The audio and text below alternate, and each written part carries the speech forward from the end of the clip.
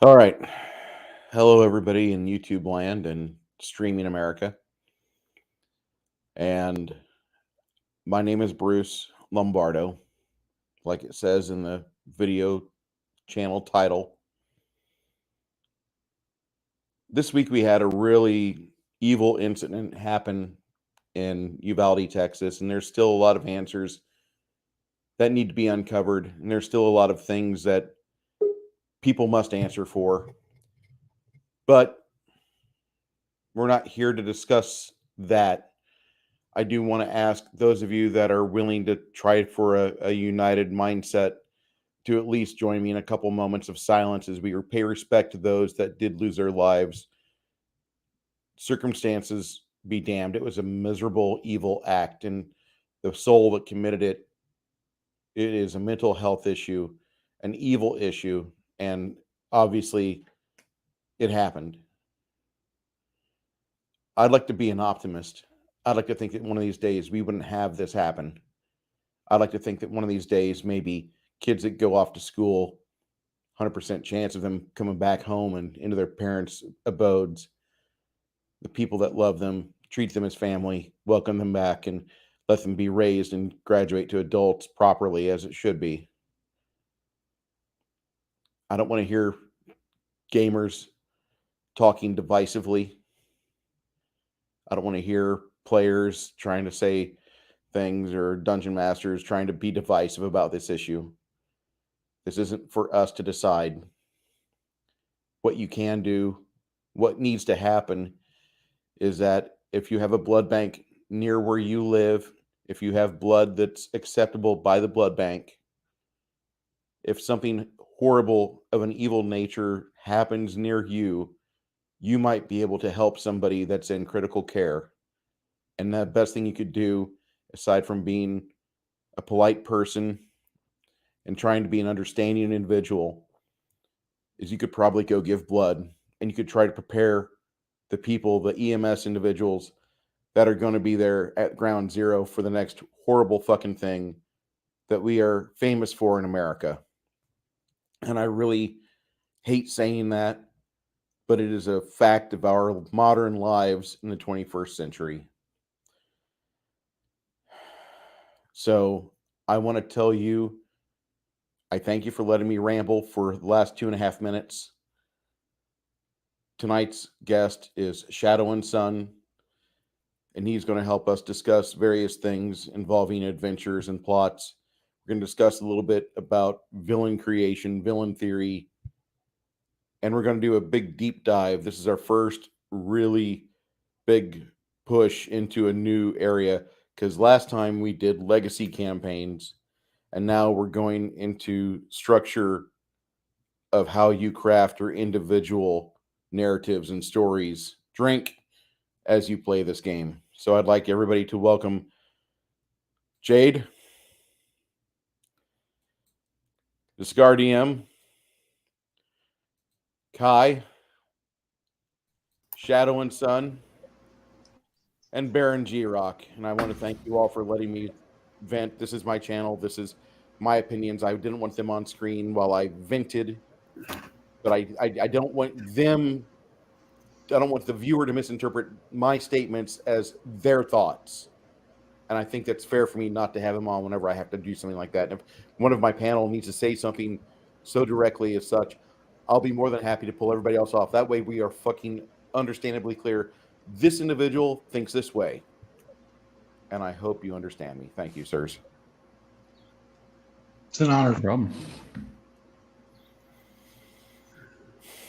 So, welcome back to the Tablebreakers, episode 30. How do we want to start tonight off?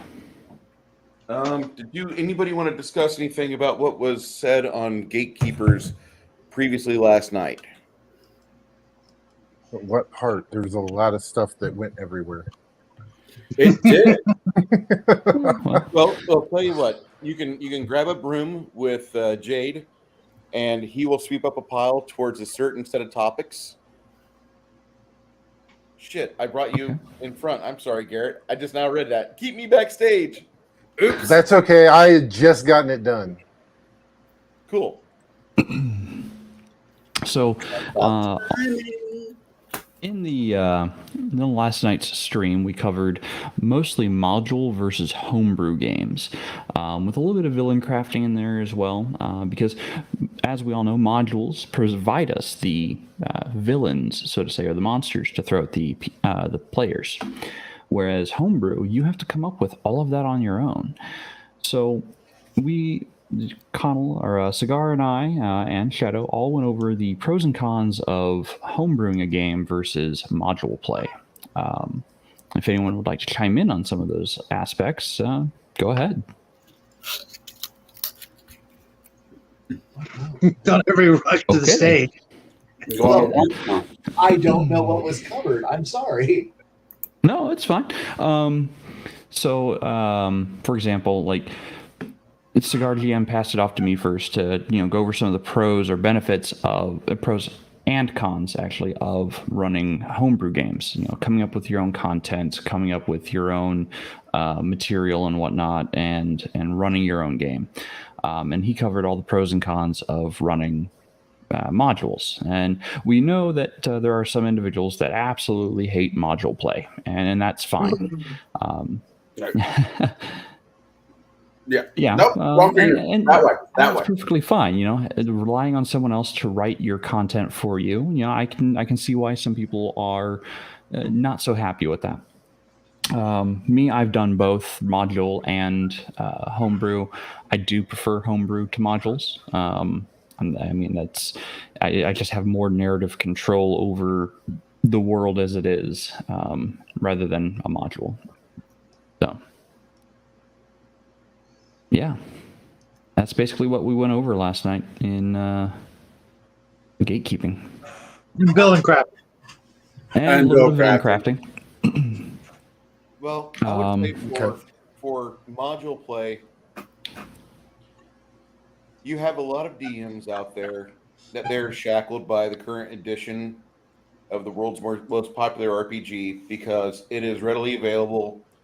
And any crafted module has a team of people, sometimes affiliated, sometimes not, that they make VTTs. And a lot of these guys aren't like me.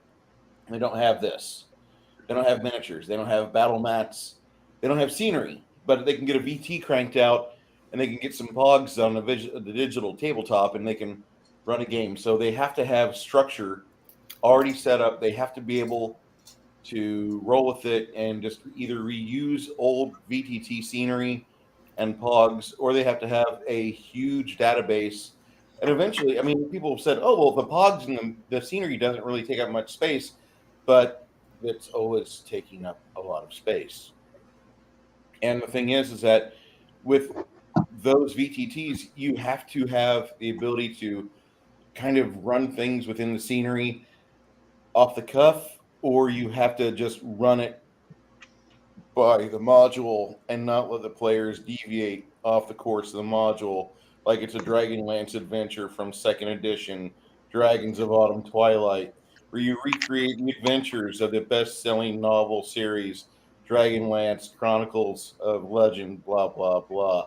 And you have that. And then you have guys like Kai that say, fuck that, and they craft their own shit. They do their own VTT. They do their own miniatures. They do their own design, and they have the ability to roll with whatever impromptu stuff the player says. They can bite back and get the character either on track of where the adventure lays, or they are happy to go off the bunny trail and go down this dark road that the adventure writer did not go down, and he's able to just ad-lib and have a game kind of set up with a sandbox, and he has an idea of where the players are and what the timeline is, and good luck in keeping your world intact. So you have that, and that's the good thing about longer in the teeth DMs. They have more options to throw at players. They have more tools in their toolbox.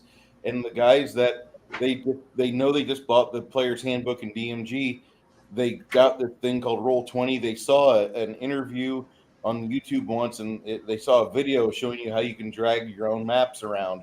Okay, cool. Let's do it. And then they get kind of befuddled and they get kind of nervous. And they don't realize that, hey, kid, when you're brand new at this shit, you stumble and fall a lot, and it's okay to fail, to not run a 10 out of 10 game. You ain't Matt Mercer. You're not mid 40s. You're not well versed, and you can't do 33 voices at the drop of a hat and with a little swig of butter and honey change your entire vocal inflection. Guess what? It's okay to not be fucking Hollywood ready, man. That's what this entire hobby was built on. But I'm getting off topic. The thing is that you have guys that are stuck with module play because the VTTs are already set up for it. And then you have guys kind of like myself or other GMs that they use things that allow you to be more modular in your play style. And so you can use part of a module. You can use this map here, or you can use this NPC here, but you're scratching things out on a battle map. And for all you care, the players can go off the grid of the matrix. They can go adventure way off the map. I've got stuff for years for that. It's not a choice of how you want to play. Do you want to play your own game, or do you want to play this shiny brand new module, young Billy? No, the entire RPG the industry is built on your imagination. It's meant for you to go off the map. As much as people are very scared to go off the map, it's imperative that from time to time as a DM, you let the players exercise a little free will and do things that maybe you or the writer of an adventure you're using didn't quite think of. And it's okay.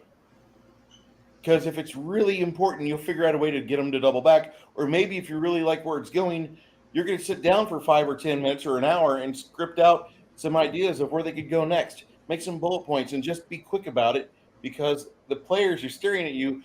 Dungeon Master, what are you going to do? Flub it. Hello, DM James. We are playing. We're catching up. We're catching up right now. That's what we're playing. Catch up. Not just a Haynes 51 product.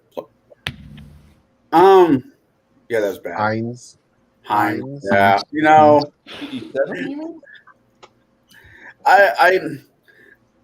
I like homebrew. I love sitting down at a table where the DM is running a homebrew campaign. It lets me flex their patience to see what I can get away with. I mean, flex my creative being on what kind of character I want to build. But at the same time, as a DM, I don't mind running modules, but at the same time, they will go slightly homebrewish, where I will add little things to my campaign, because not every party is the same. Not every group of people you sit down are going to be Tom, Dick, and Harry. You might get a Sally in there too. So I will tweak with the module a little bit to make it more suitable for the group I'm playing with. I said this last night about the gray render. Yes. Render, where it has no place in the module whatsoever. But I always do that as a test to see what kind of party I have. What does a party do? Do they go outrightly attack the render just because it's there? Or do they leave it alone? Or does the druid or rogue go and try to see what the deal is? You know, you just blew it for yourself, right? Now all your players know your initial shit test, and you're gonna have to come up with another one. Don't worry, I drink a lot. I'll figure something out. Wait, that didn't come up right. I drink and I know things. No, that's not right either. It all works out in the end. No, you're too tall for that saying. You heightus. Now, I will admit that I do love my homebrew things, but as I was filling all these books on screen for a moment there, I do like the idea of the setting books, the ones that tell you not the adventure, but here's a glorious place you could have endless adventures in. Be it Legend of the Five Rings, which I was playing with, which gave us the Imperial City or the City of Lies, or perhaps when you're playing Shadowrun and you're enjoying, say, Seattle, the grand and glorious hellhole that is, or in any other, or say I like, don't want to go anywhere near Waterdeep, but I like my Menzo Baranzans out there. I like my places that are, just give me the Starport guide. Give me a place where you give me what I need and the parts that I can play with, and I can use them however I want. I can throw out the details I don't need, keep what I want to have. If I want to run the Liberation of Terra in BattleTech, I can run that. Why? Because I know what Earth looks like. I can open up a map and go, what do I think Earth looks like in 1,000 years? Done. Just gotta remember, Hilton Head is a horrible hyperspace multidimensional cannon that fires in news broadcasts into space. Cool. Beyond that, you're gonna have a lot of fun. So, I guess I don't want somebody to go, welcome to our theme park ride. Keep your hands inside the cart for the entire adventure because we don't have anything beyond this. And it's not a roller coaster. It's one of those really slow boats where you go through a dark ride. You're like, wow, this is fun, and I'm not with a girlfriend to make out with in the dark.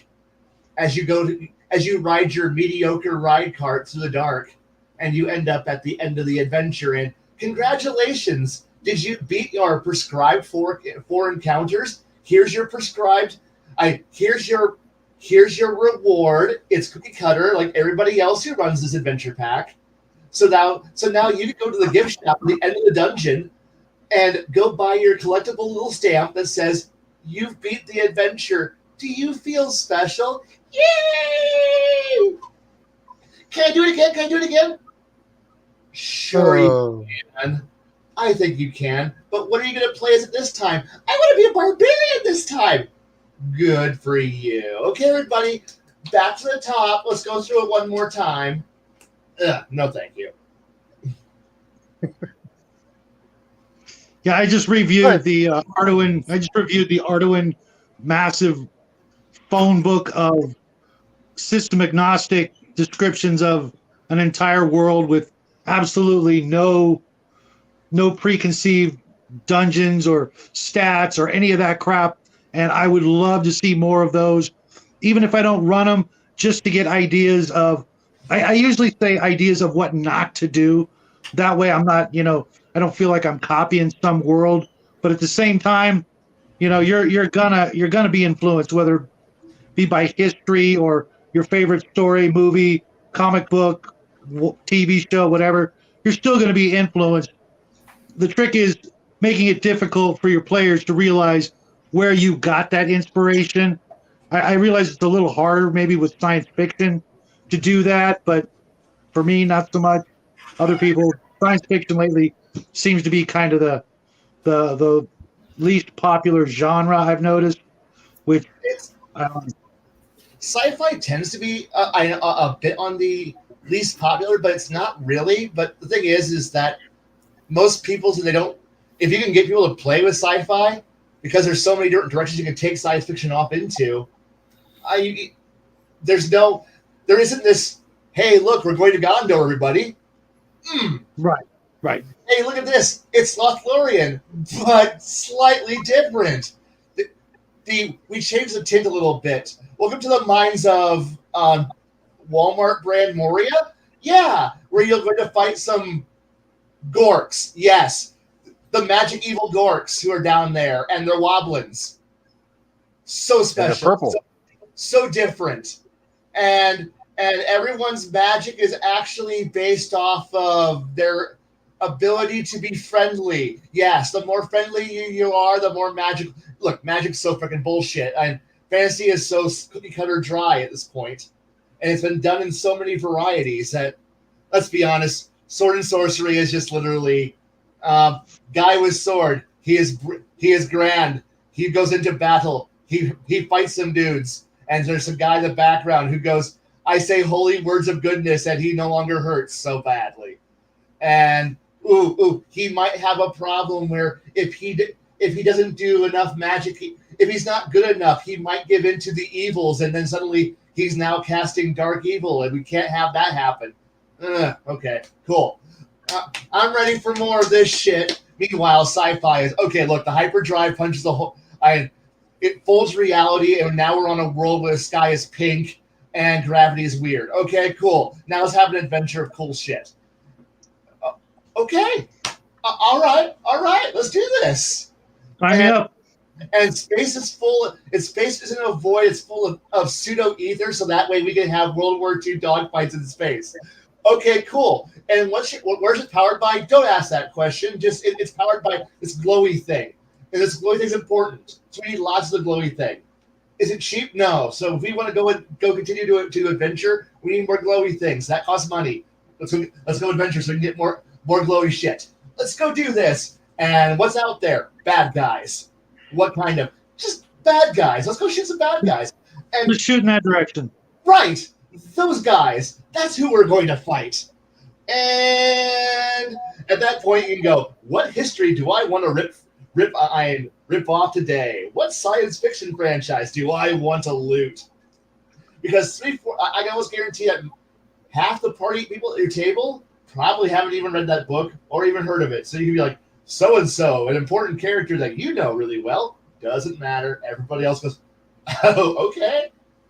And they can have fun. Like I said, but then again, you can do this with almost every genre in the book. Superheroes, science fiction, spy thrillers, anything. You can leave it open. Yeah. We'll do it. Yeah. We'll do it. I like to get my ideas for campaign from the sentence that starts with "Dear Pinhouse." I'm especially not a small Midwest. Shut up. So I'm going to swing back to something that Bruce said. That a lot of DMs, early on do have a lot of pitfalls. I'm going to say it's not only the early DMs, even a seasoned DM can have those pitfalls where he just falls. And so it's also making sure that you're kind of keeping in touch with your players at the table to make sure that they are understanding everything and also having fun. So, definitely making sure that, it doesn't become a DM versus the players type thing, because overall you're telling the story and everything. So yeah. Drink. There's yeah. gonna get somebody to fucking read. It's too late. Already happening. I can feel it. I feel disturbance in the force. It's kind of funny when it's going with what Kai says, getting your idea from literature. I mean, I have a chat this coming Sunday with Shadow about the first Dresden book, Stormfront, and Jack, his son, is going to read the book. Is going to be reading the book this week, and the fact that I can get a 15-year-old, 14-year-old kid to read a book is amazing these days. Absolutely amazing. Yeah, it's getting harder and harder. You just gotta encourage them, right? They can do it. They'll do it. Meetings will continue. Okay, Kai. until Well, he wants to meet you, Kai. So be ready. Okay. I think you guys have a lot in common, believe it or not. Look, if I can convince a 12-year-old to read Honor Harrington, I think anybody can read a book at this point. So I think that's more or less what we covered last night. I mean, there's more to it, but that's more or less what we covered last night. Gatekeepers. If you guys want to get into tonight's meat and potatoes. What are taters, precious? So this is a topic that I had suggested a little while back, and I think Kai keyed into it as well. It's the 7 basic plots and how we can use them to build games or specific adventures. And what I mean by the 7 basic plots, and some people are probably going to push back on me on this one, but the 7 basic plots are overcome a monster, go on a quest, a rags to riches story, voyage and return, a comedy, which isn't necessarily a comedic experience. Sometimes it's just a lot of confusion until everything makes sense at the very end. Tragedy and rebirth. Now, what each one of these are the 7 basic plots to almost every story throughout human history. They can all be broken down to these 7 plot types. And we can take inspiration from that and use those to develop, well, adventures for our players. The 2 that we're going to be focusing in on tonight is the Overcoming the Monster and the Quest plot type. Mostly because this is where a lot of games will start, is either you've heard rumors of a monster, in the area, and you go seek it out, hunt it, and deal with it. Or you're at a quest board, and, well, someone is wanting something, and you have to go find it. So It reminds me of the old, you'd see the occasional, like, Westerns or such, where somebody's kind of gravely ill and they've got to send a Rough Rider over the hills and through the pass to go find some medicine or a remedy or a medicine man, and he'll hopefully come back in time enough to save the individual that's dying. I don't know if you remember those or not. I think Shadow and Son probably does. Yep. I've seen my share of them. Hell, they did it in Firefly. Yeah. Kind of. They did it in season 2 of No, Deadwood. I wasn't really well, but what I was actually thinking of was Babylon 5 Crusade, or The entire plot line. right, or what was it? Star Blazers, wasn't that kind of along the same lines? Yeah. The when they're looking for the I have a DNA. Yes, the Genesis device. Can't remember what the actual name of the device it was. That we're looking for. Let's see here. Star Blazers manual. Oh damn! I had that book.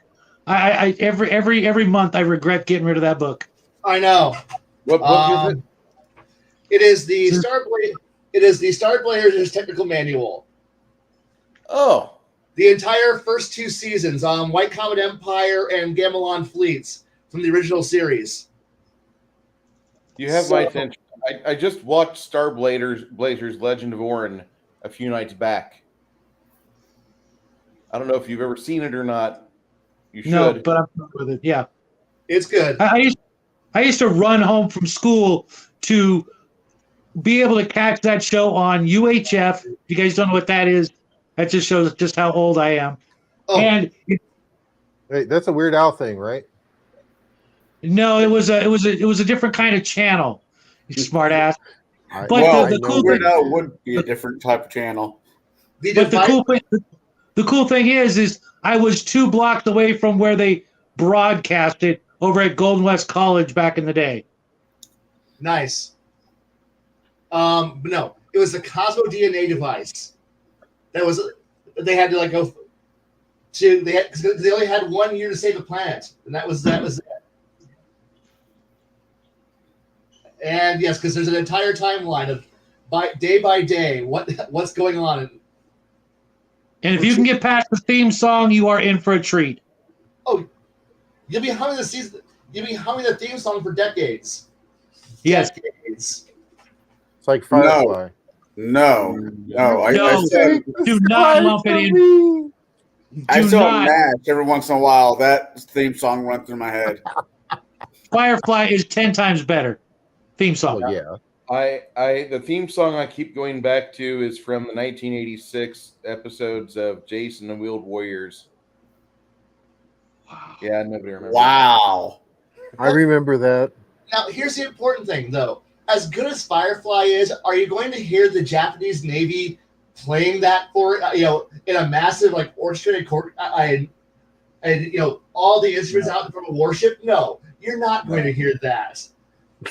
But there's a certain part where if you get to start hearing those trumpets kicking in, you're like, okay, I know what I'm in for, and I'm like, this is gonna be a good day.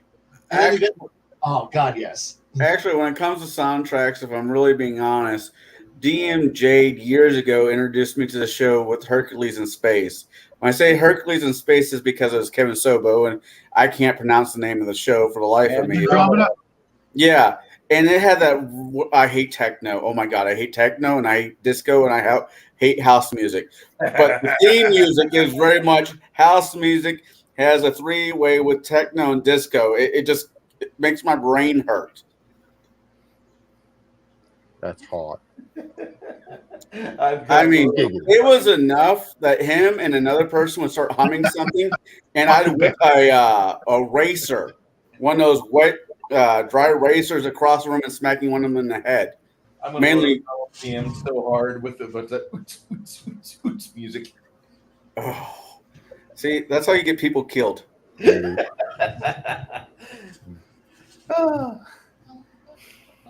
Out there with your glow sticks and your tribal drum beats. Go chicka. Jade is trying so hard not to do the lines so hard. If I can't see I don't wanna them, get they can't demonetized. see me. DJ Rapio. Wicka.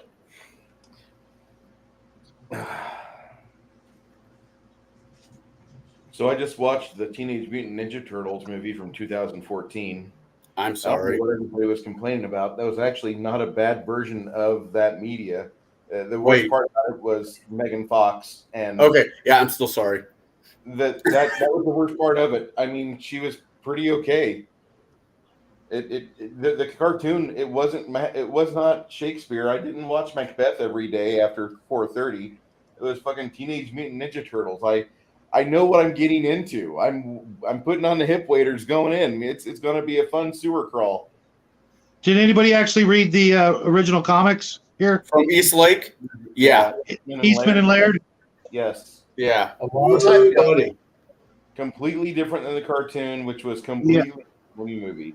Yeah. But they were amazing comics. It's just that you couldn't really sell them to 13-year-olds. The parents ever read them, that the fucking comic books would stop. Yeah, and the store would be shut down. It's like introducing your mom from the 60s to Kiss. It might have started. My mom liked Kiss. I know This- ladies that made some good-looking stepbrothers and sisters because they heard a good rock band. Oops, did I say that? Yes, Howard the Duck. God, that's a movie that I can. Jesus.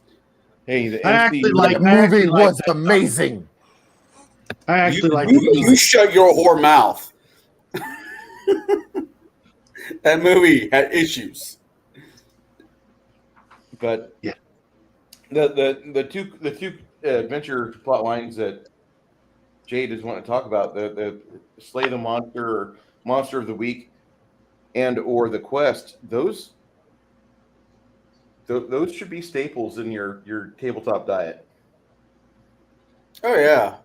Slay the Monster, jeez. Any Dragon Slayer from the 80s. The 80s are really, every dragon encounter or right.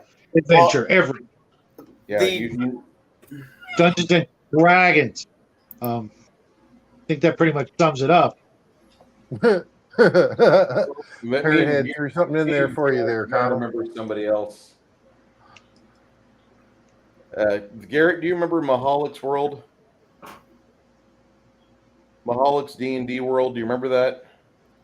Kind of. I never was around when he was running that. It was more the stuff I remember is more from Spring Offensive. But that was just me. He ran a D&D world where it was kind of low to mid-tier fantasy, but the dragon kind of ran it. So you didn't want to go and attack the dragon because, one, he was like much more powerful than you, and two, the dragon had a map of your country in his lair. He's like, "Hi, what are you doing here?" No, you don't belong here. This is not what you seek. Everywhere within the borders of the country is mine. This is all mine. Get out and go adventure in the world. I don't need you here. You don't need to try to mess with me. I'm trying to be very polite, but I need you to go and just go make money because eventually the gold you make will appear in my lair. And he was such a benevolent individual. Like, no. really, you need to go kill some goblins or something.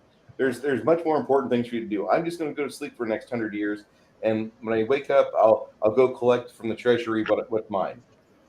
And he would do that. I was just going to say not the 90s, the 80s was really good about the whole monsters of the week in his TV shows up until the 90s, and for the movies, I mean, every other movie out there was was Krull, Krull. No, yeah, that movie. Krull. And monsters Beastmasters, and monsters don't necessarily have to be monsters. Sometimes they can be people, like the Star Wars series, the original Star Wars, where Vader was made out to be the monster. But no, wait, it's really the high guy, the old guy in the chair that's the real monster. So I have to say, when it comes to monsters, defending and fighting off the monsters, the 80s had really good TV shows and movies that definitely go with that. I mean, that's where the Monster of the Week kind of came out of. Then when you got into the late 90s into early 2000s, you had, was that Buffy the Vampire Slayer? Yeah. Then you also had things like Amazing Stories, where it wasn't really a horror, but it was still like, you still had, sometimes those monsters that were in there, like the Mummy or, other Tales different from the stuff. Dark Side as well. Yeah, Tales from the Dark Side. And even for the younger ones, Goosebumps, Power Rangers. That was more into the 90s, but I mean that was on that 80s into the 90s type of cusp. Oh yeah. And and like you said, Power Rangers. You look at Voltron. New cartoons. Voltron was like that. He-Man, She-Ra, all of them were like that. They had monsters of the week or guys they were fighting, of the week, and it was, it's what kept everyone coming back for more. Was who are they going to fight next? That and merchandise. G.I. Joe, my favorite. Yeah, G.I. Joe's the same way. G.I. Joe and Transformers. I want to see what new horrible stupid scheme that's going to get beaten by something stupid today. I want this. Yes. I kind of joke. Even GoBots. Yeah. I kind of want to. Thundercats. I kind of want to joke and say A-Team. Granted, there was no monsters, but those poor bullets did not deserve to be shot and discarded as much as they did in that TV show. Look, A-Team and MacGyver are the two things that should have programmed our generation on how to problem solve. It's like here's the adventure, and I'm like, do we have a 2x4, 2 sticks, and a hammer? Yes, we have a main battle tank, guys. What? How? A-Team. Yeah. Why? We all got locked in a shed that just happened to have power tools and everything we need in it. And we're going MacGyver. And MacGyver is, I got a paper clip and some rubber bands, and I'm going to hang glide out off this mountain. What? Yes. And how do you not expect players to not be able to go, okay, here's the encounter, and then the party goes, what's around us in this area that we're in? This, and have one player going, all right, start the music. Which one? Whichever one. If you play one, we get guns. If the other one, we escape the East Germans. Got it. Play it. And there you go. And there's all your fun. And so when all these gyms are like, oh, players can't stop. Why are players so smart? Why do players derail my games? We grew up with MacGyver, motherfuckers. We grew up with a guy who could figure out anything with a stick and a stick, a flashlight, and has a laser cannon somehow, and a Snickers bar and a paperclip. It's like okay. You can't forget the paperclip. That's crucial. Yeah, especially if you're fishing. Okay, so I've had a crown and 3 scepters. How do we solve this? Well, the ancients had built this giant cave with gunpowder, and on the light of the certain day, we line up the scepters with a crown, and it shoots a laser beam at the wall and blows up the wall. And now we get to the treasure. How did you think of that? I'm MacGyver. Mythbusters? That's That's more Indiana Jones. But that was a MacGyver episode. Yeah. Oh, yeah. Okay. That was a MacGyver episode. It's one of my favorite ones. What's the other? My favorite one was where he got poisoned and he helped some young teenagers catch a fish with a Wrigley's bubblegum wrapper because it had that reflective cellophane on one side, if you remember that. Yeah, I remember that one too. Yeah, that was a good episode. I escaped down a sand dune in Germany on a map. Why? I pour eggs in a bullet-ridden radiator. Done. Cool. Shoot, I'm locked with a bomb. Quick, figure out how to boil water in this thing and open the crack. And what the heck is going on here? I'm learning how not to and physics at the same time. Okay, cool. This is how problem. And meanwhile, it's D&D is like. Here's my baby riddle, and here's me going, oh, God damn it. Can you just give me a screwdriver. I'll figure this out. But my riddle, your riddle's retarded and written poorly. But you got a C in English lit. You don't know how to write a riddle. Well, this was written by somebody else who failed. I failed English lit too. Give me that battle axe, that crowbar. but puzzles and don't care. Crowbar chainsaw time. Well, this definitely makes up for last week for him not being here with us. Oh, yes. We're doing one more rant at the 9 o'clock hour. His punch card will be good for free beer. Okay, fucking free beer. We'll get him a Gus Weiser beer. Oh, no. Okay. Going back to the monsters, I want to remind us all of the most classic, at least for us Americans. That would be the Universal monsters: Frankenstein, Dracula, Werewolf, Creature from the Black Lagoon, Phantom of the Opera, Invisible Man.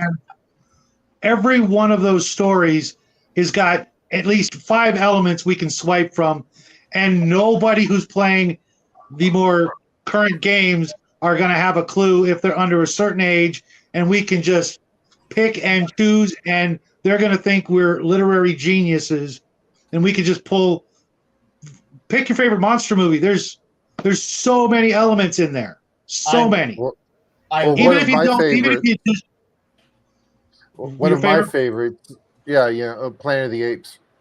Oh yeah, absolutely. I've seen those movies so many times. I loved every one of them, and I loved the way it was a perfect circle.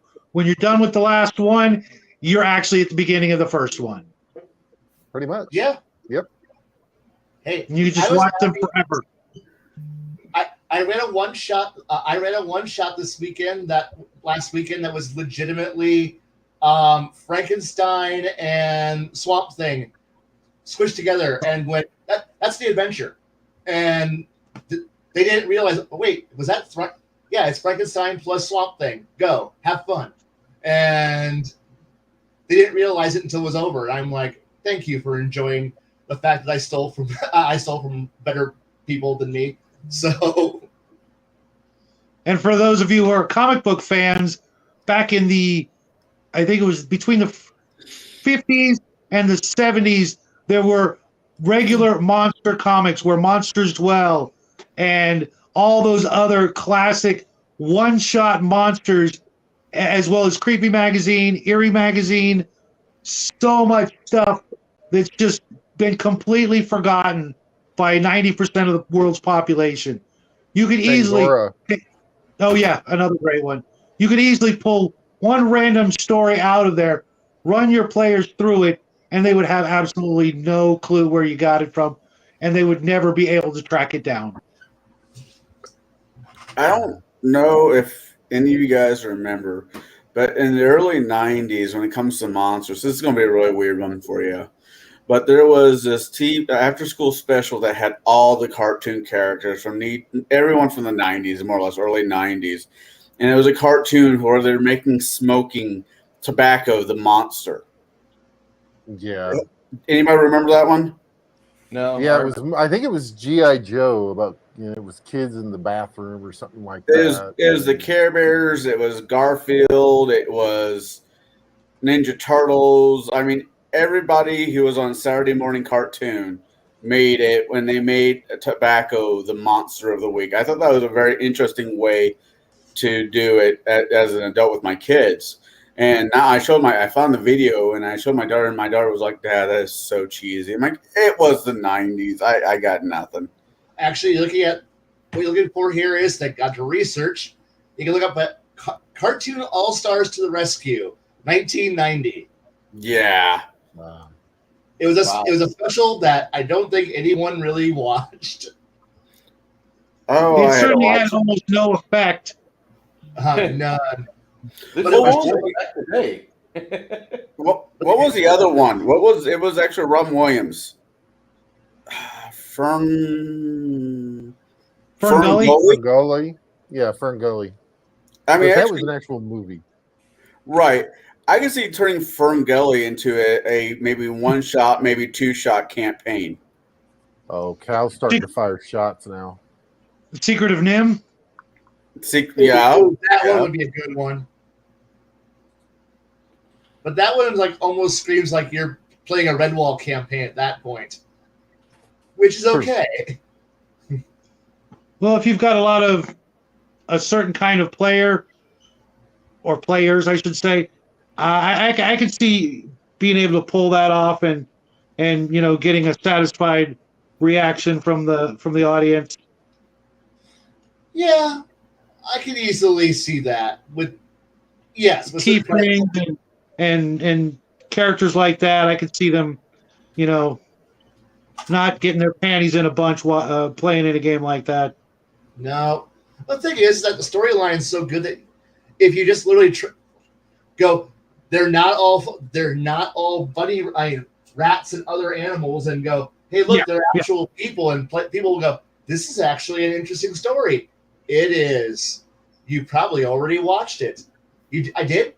No, don't think about it. The next 6 hours, don't think about it.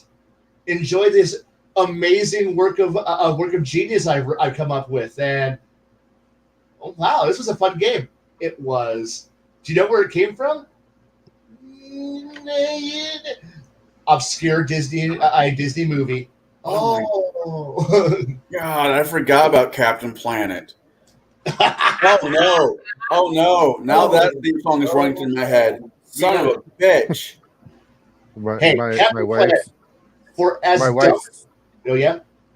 My wife's in mine saying she wants to run Real Monsters campaign using WAD.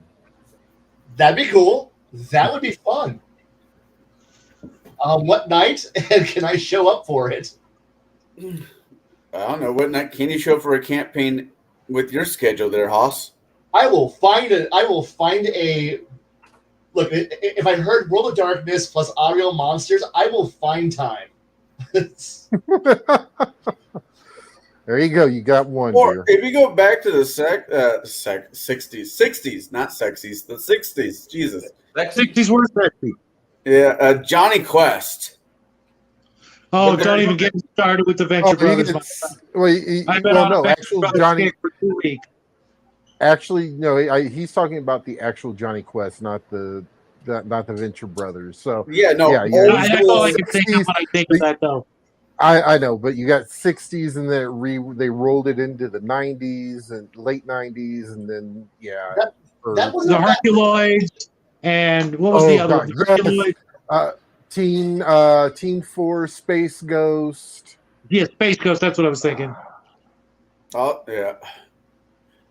There's a lot of stuff out there that is going, leaving home to go deal with the monster. Out there, there's that people can get inspiration from. I mean, just by everything that we said, most of it's being cartoons or movies. But there's 800-pound gorilla in the corner of the room that D&D is slightly based off. Name is Token, ends with Lord of the Rings or The Hobbit or whatever the other book he wrote. Books. Farmer Giles Ham. He had a lot of other books that you could actually draw from that most people are not really familiar with. If you actually go into other things besides the trilogy and the Hobbit, you can probably find some decent stuff that, if you're in a bind and you can't come up with creative juices flowing to fuel your next adventure. There's literally an unlimited number of sources for monsters. The entire first and second ages. What? Yes. Hell, even the first 90% of the third age is interesting. It's free real estate. Why are we? But it's already been picked over by everybody else, by every other writer ever. But yes, steal from it. Use it. Yeah, I mean, Pilfer. Raise your hand if you were basically your babysitter on Saturday morning was the TV for cartoons. I mean, that was my Saturday mornings as a kid. Saturday and Sunday. I was at USA church. had All Sunday had was Popeye. Who are you kidding? well when Also- I was growing up, we had USA, and it was like all the what you're talking about, the Herculoids and all that. We didn't have that. We had Popeye. Until like noon. Hong USA Kong Phooey, In Try Private Eye, all that. All I the was- free- We had seen that stuff on Saturdays. I was joking around with one of my buddies. I'm like, I'm gonna run a not Simpsons. I'm gonna run a Smurfs episode as a one shot. Instead of Smurfs, you're all gonna be like, no. I've seen people do that with gnomes.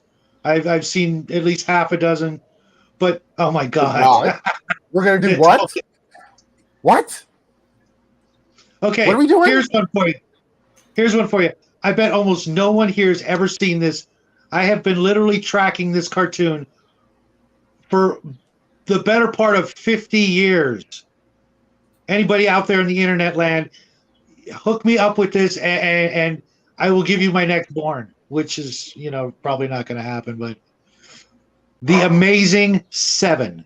Anybody remember that? Yeah. No, I don't, but I'm going to look it up now so I can learn it. Good Sort luck. of. I can't find any record of it anywhere. I haven't looked in a couple of years. It's a black and white anime from the 60s, Gigantor era. The Amazing Seven. You're going to find The Amazing Race Season 7 forever. Yeah, Magnificent Seven. Are you talking about like the Super 7? It was called The Amazing Seven when I was a kid. It was a bunch of anthropomorphic animals that got in adventures, and their vehicle, catch this, was a gigantic ball. It was a giant mechanical, awesome-looking vehicle with I don't remember how it did it, but it was just a giant orb that would roll over and crush things, and I have not been able to find even an image of it. I almost think I hallucinated it, except one time I was in a store, forgot my wallet. There was a VH cassette of it. I wanted to grab it, had no money, went back, gone. Is this it? Nope, black and white. Although that One of the looks like something I watched as a kid. That's early 80s right there. Yeah, no, this is That's late 70s. Yeah, late 70s. yeah, this was from the 60s. It was black and white. I'm not, going to say it was great art or anything like that, but just to prove that I wasn't hallucinating, my kindergarten years, I've been searching for this. Oh, I forever. completely understand. I mean, there's cartoons I remember seeing as a kid, and I go to explain them to my daughter. My daughter's like, "Are those real cartoons?" I'm like, I'm pretty sure they were. Like Pirates of the Dark Sea or Dark Water. Dark Water. Birds of That was a great show. Water. That was a great show. A friend of mine actually did the voice work for the kid, the main hero. This is eons ago. I haven't talked to the guy in 20 plus years, but yeah. So no, The thing is, I'll do some digging because I have some thing I can look Absolutely. into. But even like, I guess I mean, I can kind of say the Dresden Files, because he does go out sometimes towards the end of the book, smacks the big bad, which sometimes is a monster or can be qualified as a monster, and comes back. Not exactly okay, but he does make it out at the end. I tend to actually prefer the monsters that are not humanoid. Oh, some of them are not human at all. You know, I mean, no, with humanoid, they don't have 2 arms and 2 legs and a head like we do. But like beholders, or obviously dragons. But the really weirder, the Hydra. I really like those better because it seems like having grown up watching Star Trek and so many other shows where they just put a rubber appliance on somebody's face and that's suddenly a monster. Even the black and white movies, the man with X-ray eyes, things like that. It was always just some guy. You give me something, a Remoraz, what's another good one? The Fly. Things like, That's more of a horror. The things like that were not just big brawny monsters, but if they had some brains behind them, that was cool too. But I'm okay with just a big brutish 4-legged monster with like the Tablebreakers or whatever the hell that was. How many people ever ran one of those things? That swamp water buffalo with the gigantic neck. Look at it and you're dead. It had a breath weapon. It would turn things like to stone. In the old books, it was save or die. You're just dead. Don't give our tomorrow DM any ideas. Not tomorrow, but the next day. Yeah. Don't give the DM ideas, because that could be evil. I'm pretty sure he's already got Saturday planned, but maybe next month we're in for shit. Hey, Darren P. Hey, what's up, Darren? That's a good one. That's why I like Cthulhu, because nothing is got 2 legs and 2 arms and a head. What was that episode of Rick and Morty? Gorgon's a good one. I just watched both the Clash of the Titans movies. Yeah, we just did a bunch of reviews. Yeah, you guys got me diving into it, so I just watched them, and I like the Harryhausen one better. I get that. I like both of them for different reasons. Mm-hmm. Well, I love the special effects for some of the things in the new one, but there's other parts where they didn't put enough money into it, and it looked cheap on my television. And my television is like one of those 2015 Walmart $200 720 or 1080p TVs that you. We got one like that. Use it. I think with the Clash of the Titans, the original, my son and I and Connell, my son and I have gone over it. I think with the 1981 version, you either grew up watching that first, and so it's got a special place in your heart, or you understand that it's more true to the original, not necessarily word for word source, but the spirit of the story, what the story was trying to say, at an emotional level, as opposed to a visual, logical level. Yeah, I mean, going back to the monsters, I hate to say this, but the new version of Clash of the Titan Scorpions were a whole lot better than the original ones. Oh, that part of the movie had us on our edge of our seats. That was one of the most intense, action-packed sequences we'd seen in a long time. Yeah. But everything, so many other aspects of the movie were, I don't want to say woke, but trying so hard to go against the actual story. Like when the Bram Stoker's Dracula came out and said it was Bram Stoker's Dracula, and Dracula's walking around in, shiny red plate mail that never happened in the book. It was like that. It was like they were trying to, take credit for, great movie. Take credit for someone else's work, but then completely change it. Get you in because you're thinking you're watching Bram Stoker's, but you're watching some other guy's movie. It's just loosely based on Bram Stoker's.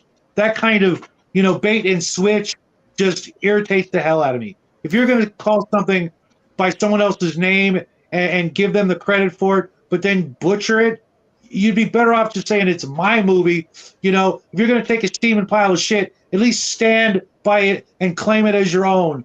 Don't, try to, say, oh, that's what Bram Stoker wrote. No, he didn't. It's kind of stand by your own work and be proud of it. Because if they put his name on that Dracula movie, I would have a completely different opinion of it. It is kind of funny with that. It's funny with that movie, the Bram Stoker's Dracula. See, with my grandma being Romanian, the book was never allowed in the house, and I was never allowed to watch the movies because Vlad the Impaler, to my grandma, he was a hero of her people, and some drunk Irish bastard, which could be me or the guy way over there. No, there. This guy? No, the one over. No, that guy. That guy. I think we got at least 3 Irish guys in the building. I'm part Irish. Mom's side is like 20. No, she's like 42% Irish. And the blood type or saliva test I've got came out where, like, aside from Northern Italian, which is like 61%, I have like a 26% of Irish in me, which I don't understand because I'm sunburning a little bit, but I turn back to this darker color. Bronze. Yeah.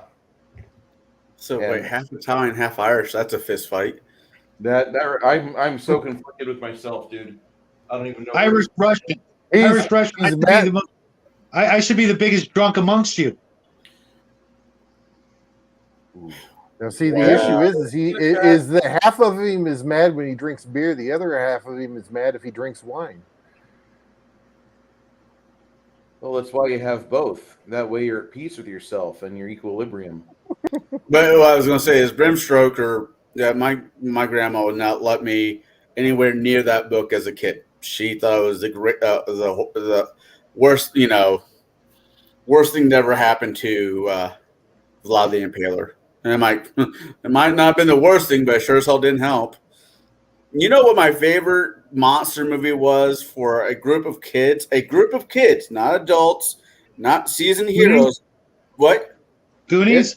No, not Goonies. We're talking about monsters. We're talking about monsters Monster right Squad. now. The Monster Squad. For one line. One line in that movie made it for me as a kid. The Wolfman's got nards. Yep. God, I haven't seen that movie in a long time. I'm very happy I haven't seen it in a long time. It wasn't a bad movie back then, but I think if I watch it now, like I'd have to do it with Janet or something because like that invites discussion.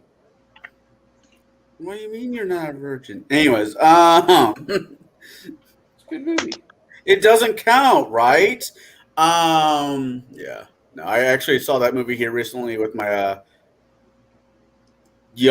daughter. I was torturing my daughter. We had to watch that in Labyrinth. Labyrinth's a good movie. What you need to do, Connell, Hasbro, and somebody's going to get upset here when I say this. Hasbro has a YouTube channel. It has a lot of YouTube channels. What you need to do is find the late 80s hits that are on these channels and watch the old Dungeons and Dragons cartoon. Watch the old G.I. Joes. They've got Transformers for free out there.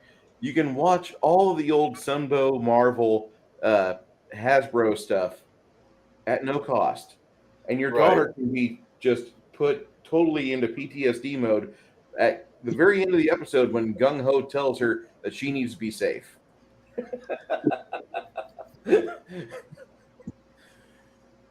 And G.I. Joe is another good source of Monster of the Week stuff because if you go, especially with the movies that G.I. Joe did, the last one that I remember being really kind of hokey was the one where they fought Globulus, the leader of the snake people, which I think that's where David Icke got his idea.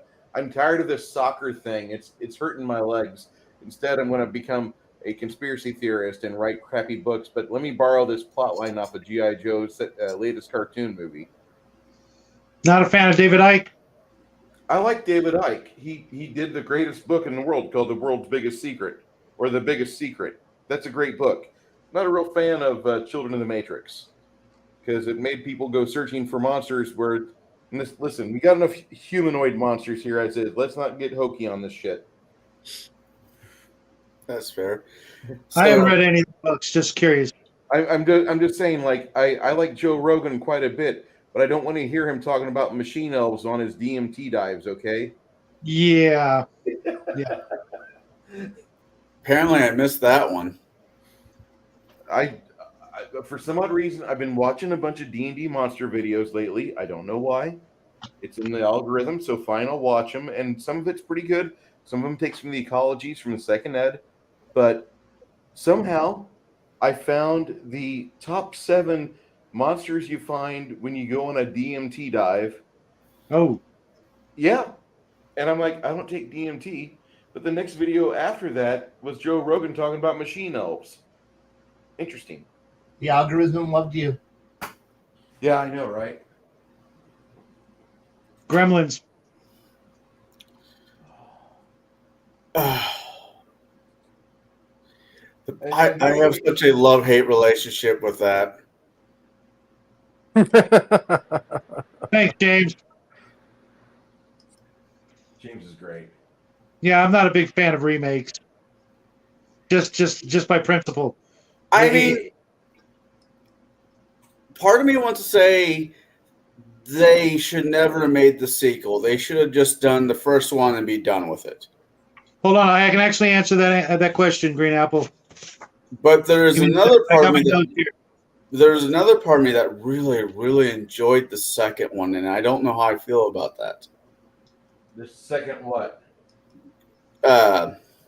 Gremlins. I love the second Gremlins.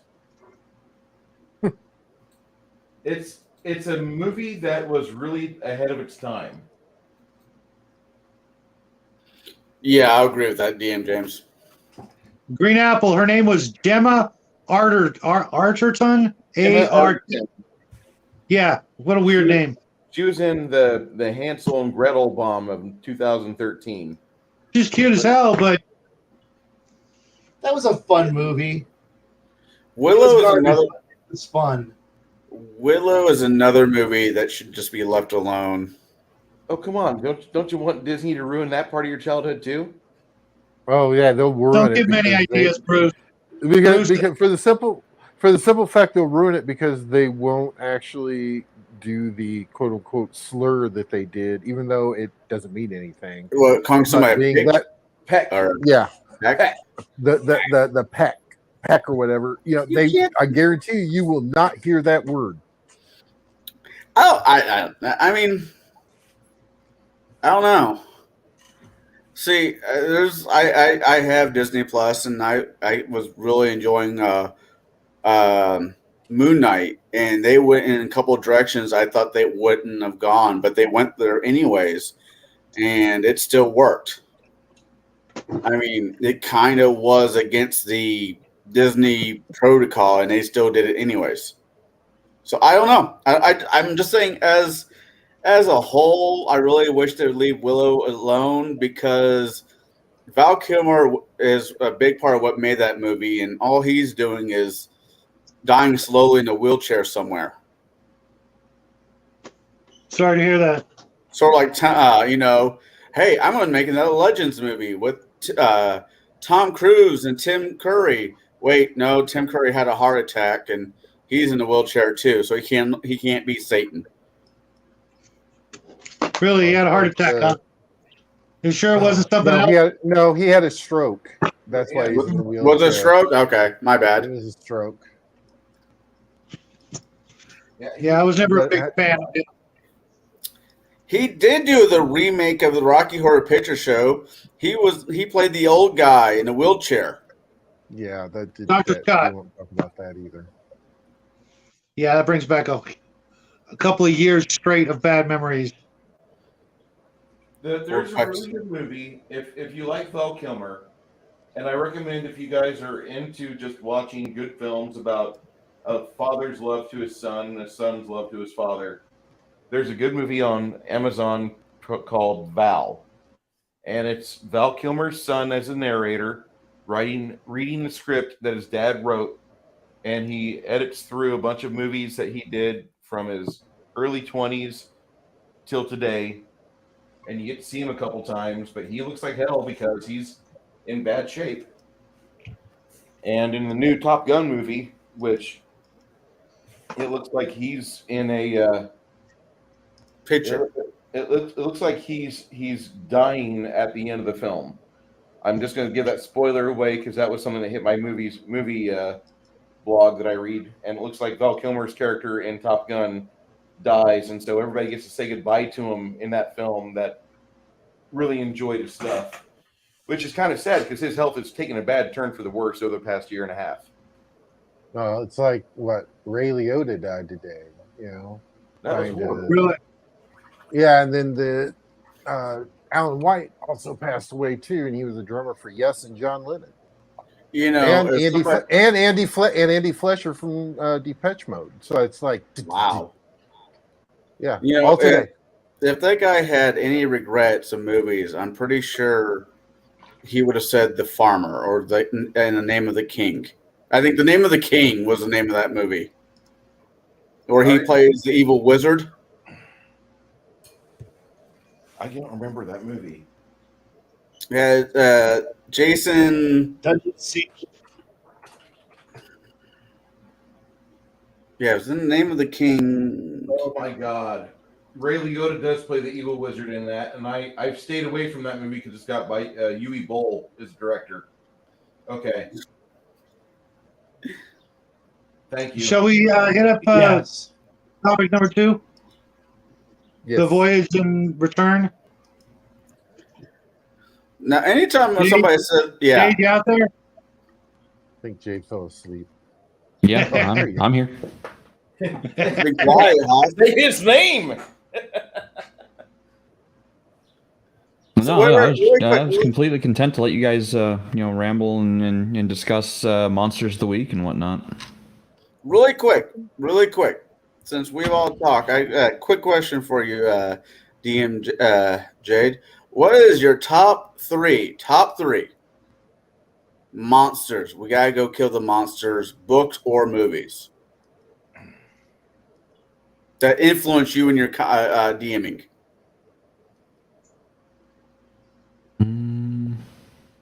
Yeah, I can't really answer that.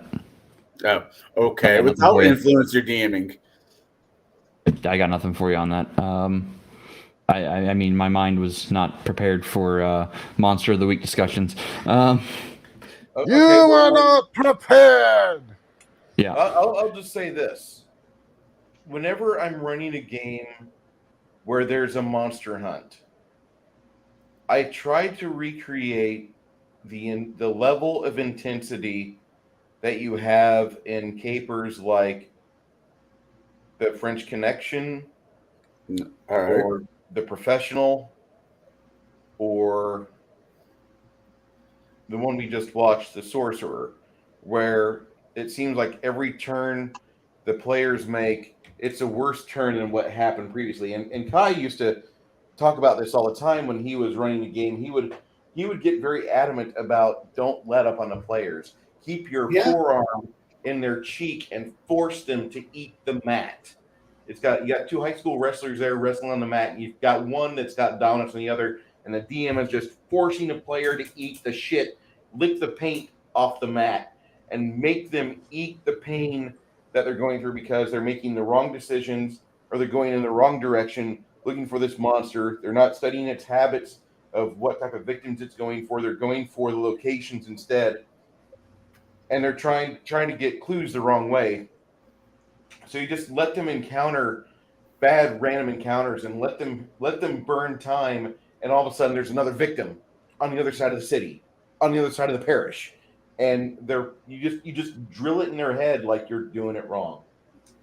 And you don't really have to give them clues, but with your narrative, you're gonna drop like just some discussion from people that are nearby And that right there should be clue enough for them. But if your players aren't thinking people, if they're demanding, like, God damn it, I hate to say this because I'm outlining everything wrong with current day D&D, but if you're not there describing the location and place and what the fucking phase the moon is in, the players are just standing there with their thumbs twiddling like, but we thought you were going to run the adventure and puppet show for us.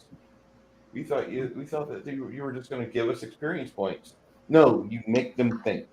You get the players to where they can disengage from the rails of the adventure as it's supposed to be, quote unquote, ran, and make them critically think on their own. And you make sure that they start engaging their fucking gray matter and not relying on their sword arm to get them through. And don't be afraid to kill them, like Sean says. Oh, God, yeah. Now, I have to say, though, it's not so much going and fighting the monster. Well, Jade, in a couple of his campaigns, he had this thing called the Monster Hunt or whatever, where we're in a city and we got we're told it was a tournament, and those who with the many coins came back from killing these monsters would win the day. Yeah, so that was called the Great Hunt. It was based on European tradition of the Festival of the Hunt. Now, that wasn't really it was a go defeat the monster kind of quest line or storyline, but it was a week-long festival that I always run in my own homebrewed world in one city. And the city brings in like quasi-summoned monsters, so to say, where when they die, they drop a token, and that token is worth amount of points for the kill. And then the team or person with the most points at the end of the festival wins the grand prize. That is, is something you can include in your games where, if they're just wanting to murder hobo around, well, that's absolutely perfect. They go around an urban setting, hunting monsters to no end, literally no end. And they're set within districts. And when they leave one district to the next most outer district, things scale up in difficulty. So like the innermost districts might be CR 1 through 3. As you progress further and further out, you might get into CR like 20 or CR 50 encounters when you're outside the city. They are still worth points, and if a team can manage to take one of them down, well, that team's probably guaranteed a big prize. But during those kind of events, I also run the Temple of Bahamut runs a kind of like a life insurance policy where you will prepay for a raised dead, a resurrection, or a true resurrection if you can afford any one of those things. And when your player character inevitably dies, because it happens. People go, yeah, that was great. We just cleared a CR10 monster. I'm ready to go fight a CR15, and it just utterly stomps the hell out of the party to pace. The players who were smart and be like, hey, I'm gonna buy a true resurrection life insurance policy for when I die. They don't get to re-enter the fight, for the hunt. They get resurrected at the temple because I had like a status effect on them. And when they get resurrected, like, well, congratulations, you used your life insurance policy, and someone's going to go collect your stuff now that you've been turned to paste. So that's the way I run the Festival of the Hunt in my homebrewed world. Jade, DM James has a question. What the hell are CRs? Okay, so CR values, this pertains to, I think it was in 2E, but definitely 3.5 Pathfinder. They were in third. They were in third? Yeah, okay. Okay, so starting in Dungeons & Dragons 3.0 and up, monsters had a challenge rating. That's what the C and R stands for, is challenge rating. And based on that, the number was the average party level, so to say. So if the CR of a creature was 5. The average party of 4 players, all being about 5th level, could handle that kind of monster with relative ease. It was on their challenge rating path, so to say. Now, the players could fight things up to like 3 or 4 challenge ratings higher than their average party level. And those were extreme challenges. Anything beyond 5 challenge ratings higher would be an extreme or undefeatable encounter.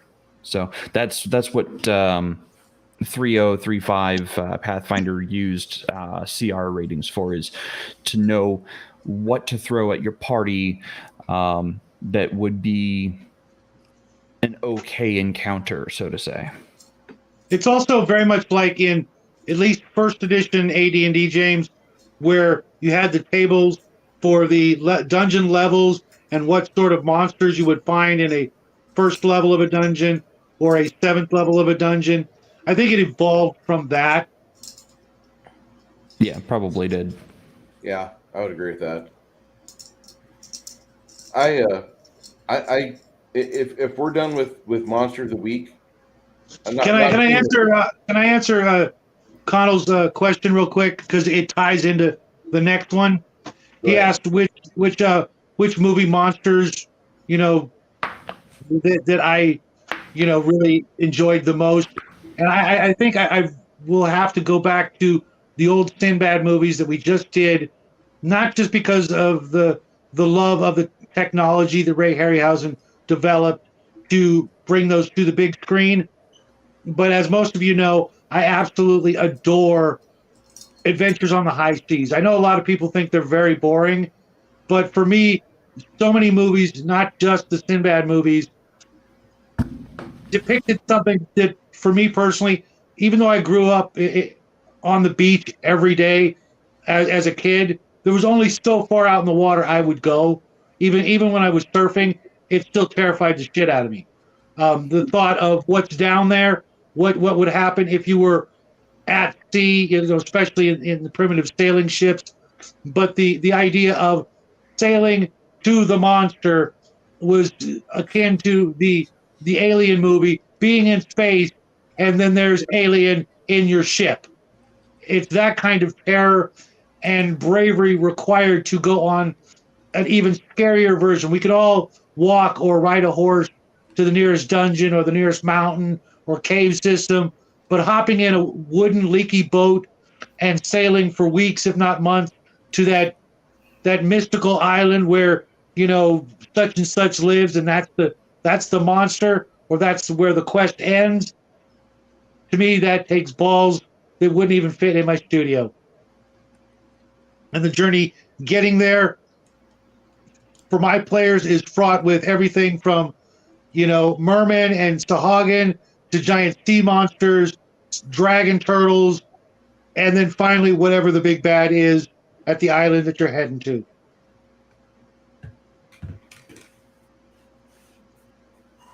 Sounds pretty good. Jay?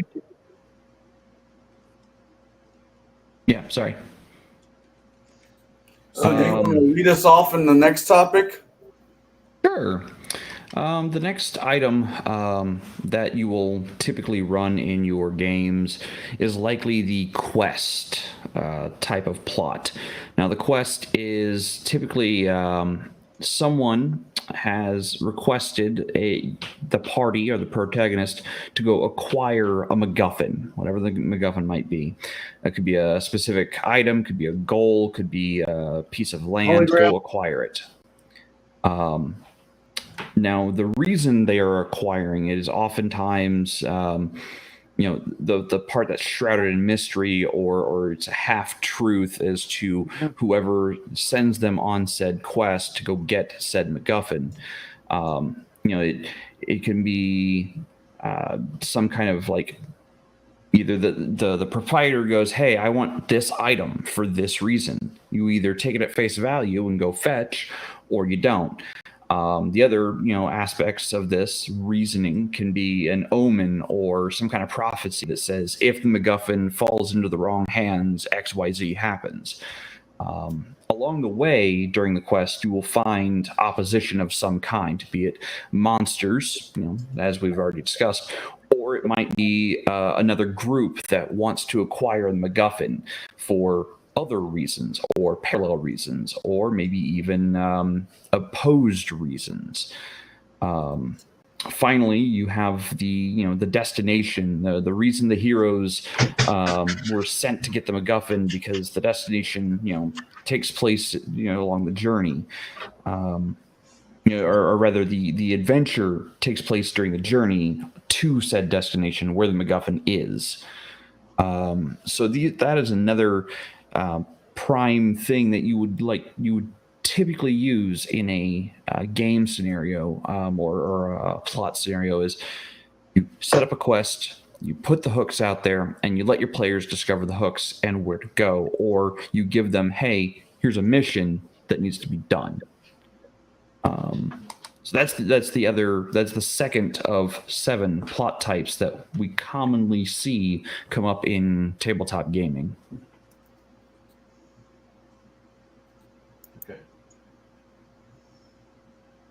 Okay. I'm not the Right. only one, am I? Say again, Bruce? I'm not the only one listening, am I? No. No, not at all. No. Okay. You were talking and then you paused. I'm like, I believe he gave the inflection to where he wants us to begin talking. Okay. What? Us Who wants talk? to go? Never. Okay, you're it. Fair Okay. tag. So I mean, looking at different things, it can be, even to the point of where it is a, not necessarily the MacGuffin, but it could also be the, these creatures are coming into this land and they need to be stopped. That could also be that type of kind of quest, basically it's what in the video game is like a TT, like an RPG video game are just straight up fetch quests. So go do this, come back, you get this reward. So yeah, basically, we got goblins, go bring me back as many ears and I'll give you a silver for every ear you bring back, that type of thing. So I mean, truthfully, that is like with most of the gaming, that's what we do, is that we as DMs, is that's a lot of the game is doing these type of fetch quests, or to stop something, that which could be the same thing. So it's one of the most used modes in an RPG, in a tabletop RPG. Oh yeah, most definitely. I mean, even I think it's basically maybe not the first story for RPG, but definitely the most common one.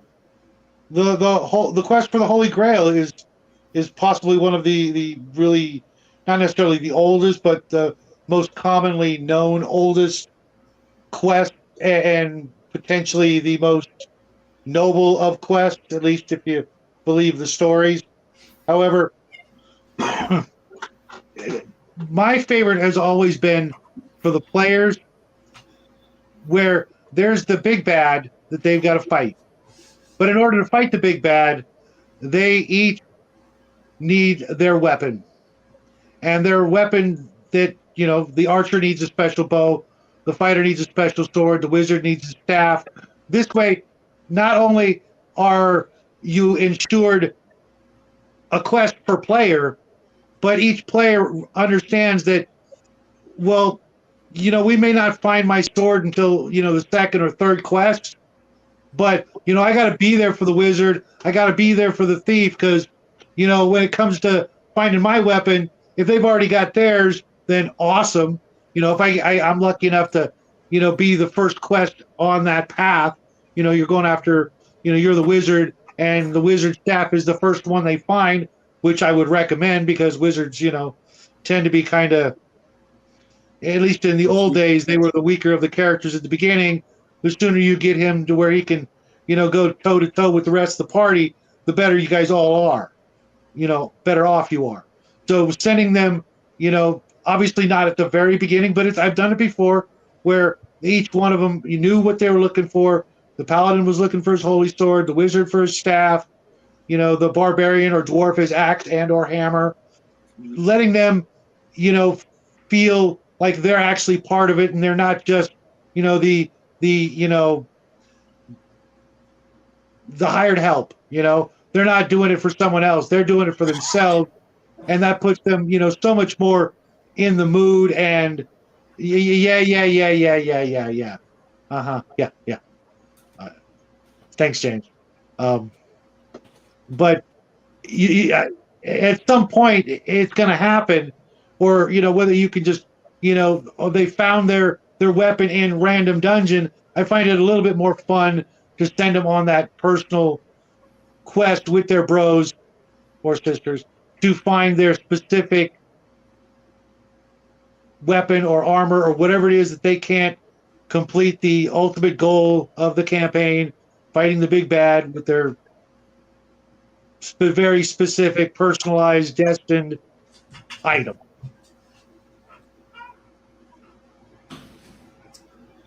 Yeah. Yeah, I mean, as you're going on with Sinbad in the ocean, I was actually thinking about the old, at least the first three Johnny Depp movies. Not for the Johnny Depp, the Pirates of the Caribbean movies, where he had to go out. I want to see a movie about Johnny Depp. Sorry. No, I'm talking about the Pirates of the Caribbean. I'm talking about the original three. I'm not talking about any other ones but the original three, where they had to go get the girl, bring her back. Only that there's more to it, and there's always more to it, and always more to it. And he continually had to go out and deal with not only the monster or the person, but it was also the trick. It's like, okay, how are we going to get home from this? Are we going to be able to come home from this? Was always kind of present in at least the first three movies.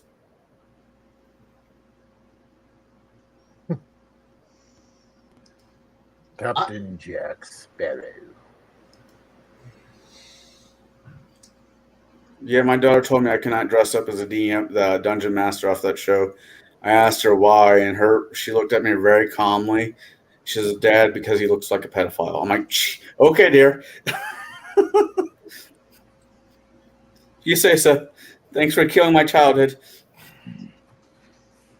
Then she passed me on the shoulder. It's okay. Yeah, I need to get like a version of an older version of Photoshop that I can tinker with, because I'm going to dress up Fauci like Dungeon Master. Please don't. Bullshit. I ain't got to explain shit. Rules.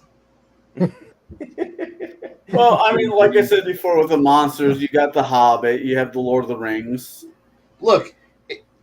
I know we mentioned the quest for the Holy Grail, but I want to go back to one of the real ancients. If you want to go for the ultimate, earliest points of go get me some crap and have an adventure along the way. Journey to the West.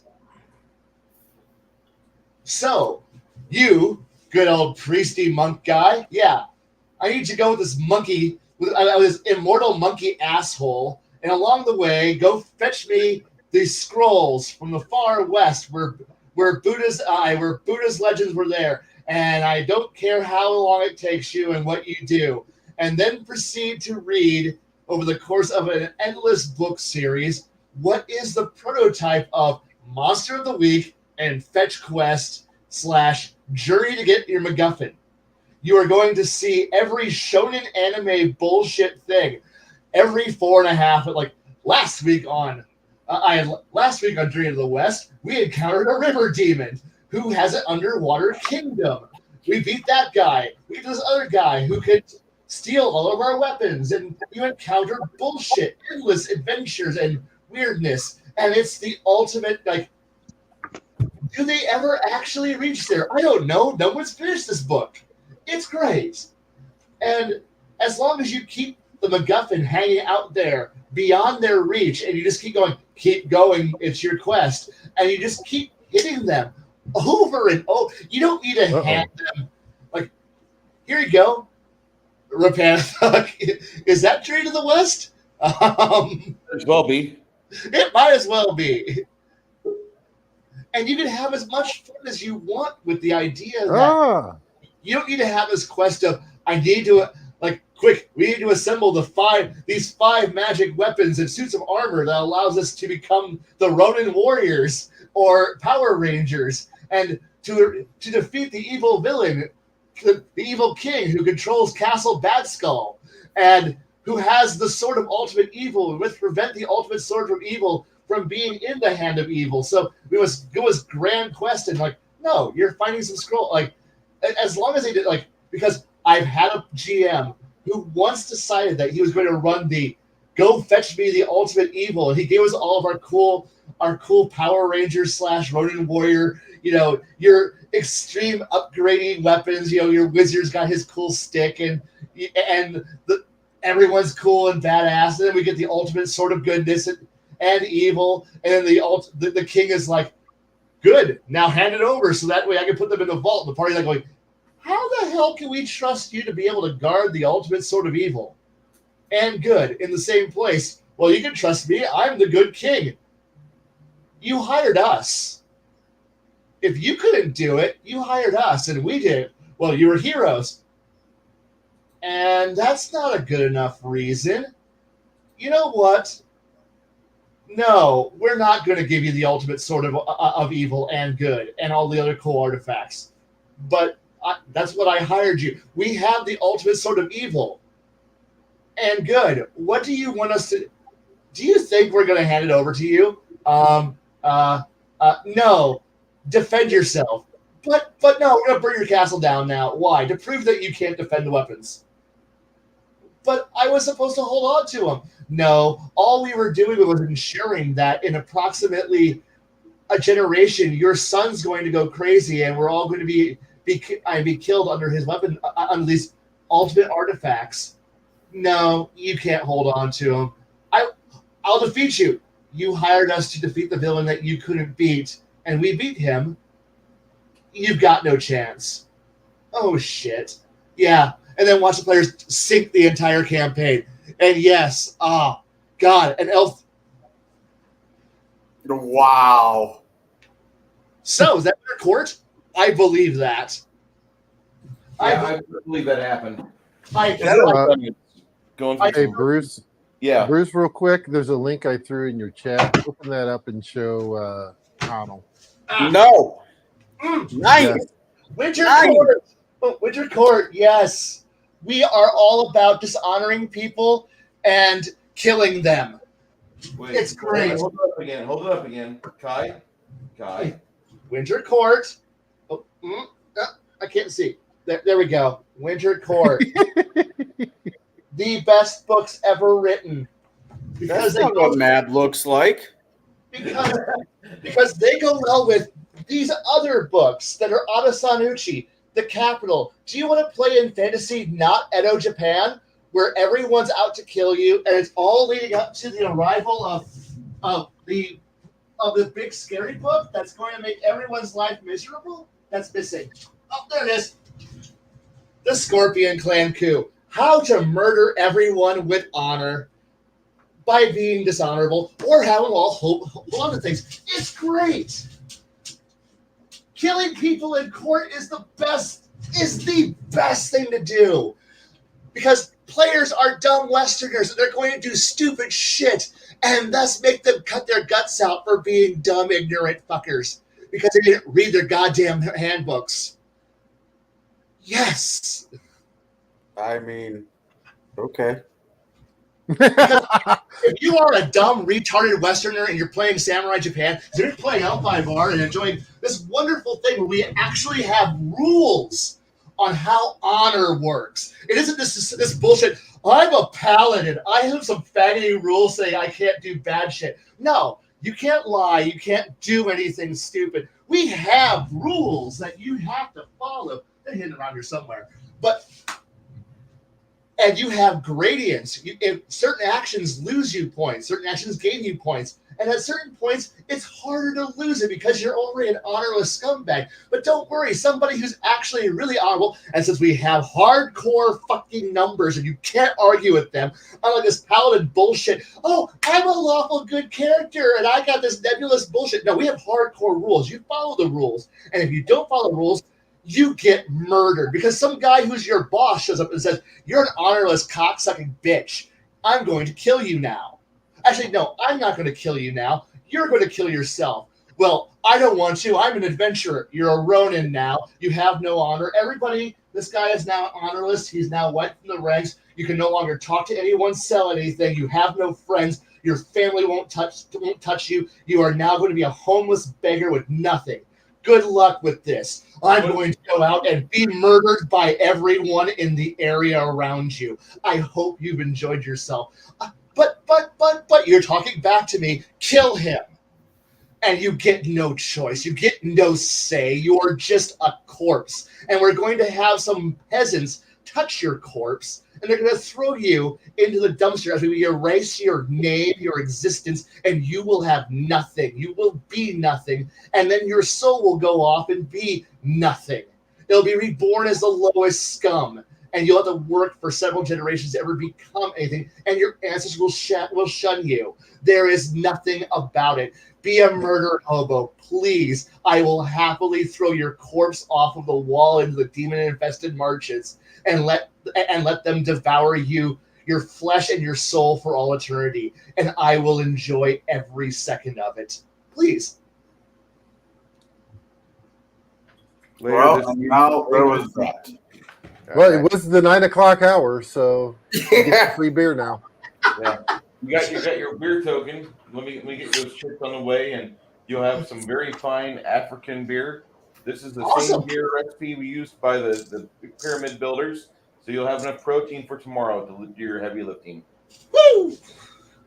I will drive drunk. It'd be great. Dude, I totally get it, man. And I've watched people play L5R. I've never played L5R. I've never played it for a very good reason. I'm not from that culture. I would die fast. That's all there is to it. I would die fast. I understand. But the thing here is that if you're working it up right, and the old rule and the old character sheets, I don't have one, but they used to actually include to you the rules on what you need to do, what 5 virtues you need to personify. And oh shoot, there's actually another guide. Let's see here. GM Survival Guide, I think, is a good one that has how to make honor actually manageable by human beings who, aren't Japanese. But, there's guides on how to actually do this right. You just have to do research. I have an entire shelf of this crap. This is my game. And is it your favorite game? Tied. But it's my favorite role-playing game because it's actually a functional culture, but it's not quite weeaboo RPG, but it might as well be. And it's for weebs, I admit that. But the thing is that it's a nice change of pace from everyone's playing random, slightly Anglo-Saxon, could be Franco, might be a little bit Germanic, barbarians running around with swords hacking each other in metal plate because nobody can be civilized enough to play a Roman campaign. So you're all playing this dysfunctional Crusader Kings mentality of where every 5 minutes you have a retard going, and because you've had a thought and you discovered this thing called reading, and oh shit, I'm sorry, fuck. Yes, you're right. Never trust a Bayushi. Well, technically, you really should trust anyone who wears red and a mask. But we won't talk about that one. And never get into a poetry contest with anyone who's wearing blue. Mountains are weird. I love it all. God damn it. And horse fuckers who wear purple. What? Wait. No, you don't need. Wait. What? You don't know that one? That one's a fun story. I'll leave that one for the adult conversation later. Yes, please. I'm thinking about this, and I'm wondering what would John Belushi from the Samurai Night Fever be doing? Crab. I'm sorry, Blaine. Be a crab. Have fun. I like the culture. I do. I'm not from it. I don't read up on it enough. I've got only so many hours in my day, and I don't have time for Audible to educate me as much as I'd like it to. Yeah, I understand. I'm not faulting anyone. I really am not. I'm not. It's just that if I ever find like a group of people who will want to play, I will be like, please give me. I want to do this. I will play anything. I will enjoy it. I'm going to put your personals in the Legion of Myth looking for group section, and you're going to have people wanting to play L5R on the web. I can guarantee you. Look, as long as I don't have to end up having to actually run digging out my actual tea ceremony set or figuring out where my go board went, to actually play this properly and do everything right, yes, it's great. Kai, have you ever been a player in a game like that, or just the GM? No, I've been a player, and it's great. I got to watch somebody help orchestrate the murder of somebody by their own hand. It was beautiful. It took an entire weekend of literally being the right-hand man of this individual, and they were having fun orchestrating things. And I was actually their librarian, an Akoma librarian / Shugenja historian, who was just running around in the background, being his personal right-hand man while he was manipulating a crane to get himself murdered. And I was like, this was the greatest session in the entire world. Like, I enjoyed that weekend so much. And I've also run games where I've had a go board set up in the background and been like, while I'm running, nobody can play the same color twice. And it was a running game for like 3 or 4 sessions, and it was like while Winter Court was going on, because it was a wonderful event. And in the end, somebody got murdered. It was great. I've run it too much, and I love it. And I've only had a chance to play twice, but both times were majestically wonderful. And to the point where I'm just like, do you want to play a paladin? Okay, sure. I'll play baby's first iron rule set. What? What do you mean? Paladins are fucking noble and fantastic, and your rules are fucking basic and goddamn boring. They're no effort whatsoever. I can't lie, no problem. I've played Honor 5 before. You can't steal. I've already played Honor 5 character. What new are you gonna throw at me? You gotta help people. Okay, I played a samurai. I have no idea what the problem here is. Well, how do I make you fall? You don't. There you go. There's the answer. You don't. Because you're not going to put me in. I know that because we're playing a Western RPG, you're not going to throw me into an actual situation where I need to worry about my personal honor and my family. Where I got to put the needs of the realm over the needs of my family and my honor over myself. Because all we're going to do is fight Trogdor, the knuckle-dragging warrior war boss. Okay, I got to be a good guy, no problem. Are you going to rubber stamp everybody else? My personal honor does not fuck with everybody else's personal honor. I don't care. And there's a whole lot to it. Dear God. I love the dryness of that comment right there. What? That is some very dry humor, Darren P. and that is a very, very true comment right there. He loves his L5R. I do. The Helltech is the only one that trumps it. Only one that trumps it. I honestly think that L5R, and you're going to probably get upset with me. In fact, hot take, I think a properly ran Dune RPG, doesn't matter really what system you're using, but if somebody were to take Frank Herbert's world and works that he did, and they understood it. They understood there's a lot of noble houses, there's a lot of places, Spice Melange is a thing, blah blah blah. But I think if somebody did that, they would make a sci-fi version of L5R with its own customs, and it's probably been done already. Yeah, hell, I'll even say that.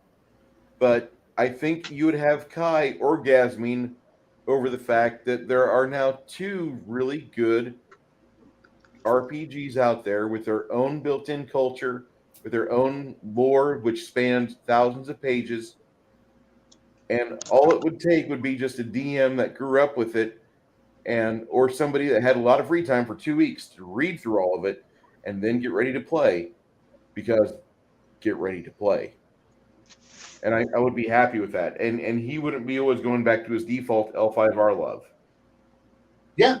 Sean Driscoll said Dune is just a setting, is all. Absolutely. It is. But the thing is that most people are there like, we're going to do a Dune game. Oh, good. Are we going to play? Let me guess. We're playing on Arrakis. Well, yeah, that's Dune. Why would you play on Arrakis? But everyone fucking brain farts and defaults back down to living in a sandbox. The rest of the empire exists. Yeah, there's worlds. There's so many fucking worlds.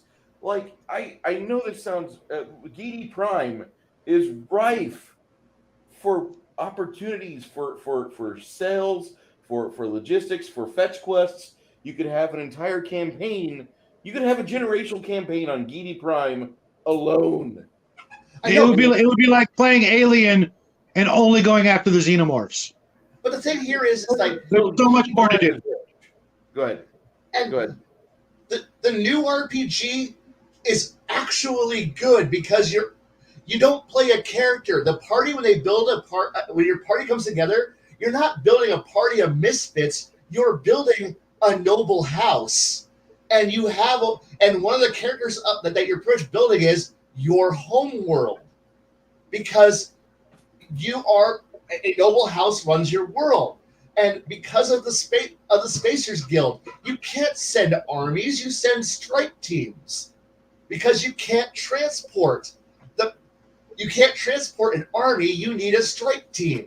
The setting is designed for an elite group of people going in and murdering guards, having adventures in what would be considered dungeons or castles, and murdering nobles and having cool fights. You might steal a spaceship. You might have this. You don't have the Harkonnen assault on Arrakis very often. You have small strike teams because you remember, the Baron bankrupted himself for like 80 years to prepare for that one attack. You're not going to get that. But most people are like, hey, we're going to play Dune, and we're all going to sit here on the Dune rock with the worms and the Fremens.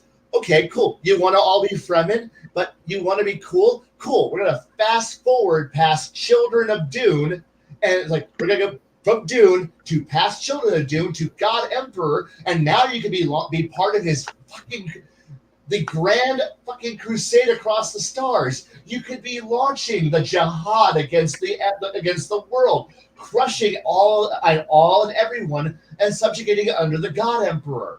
You could be doing that. You could be enjoying the idea of how do you does your house resist Paul?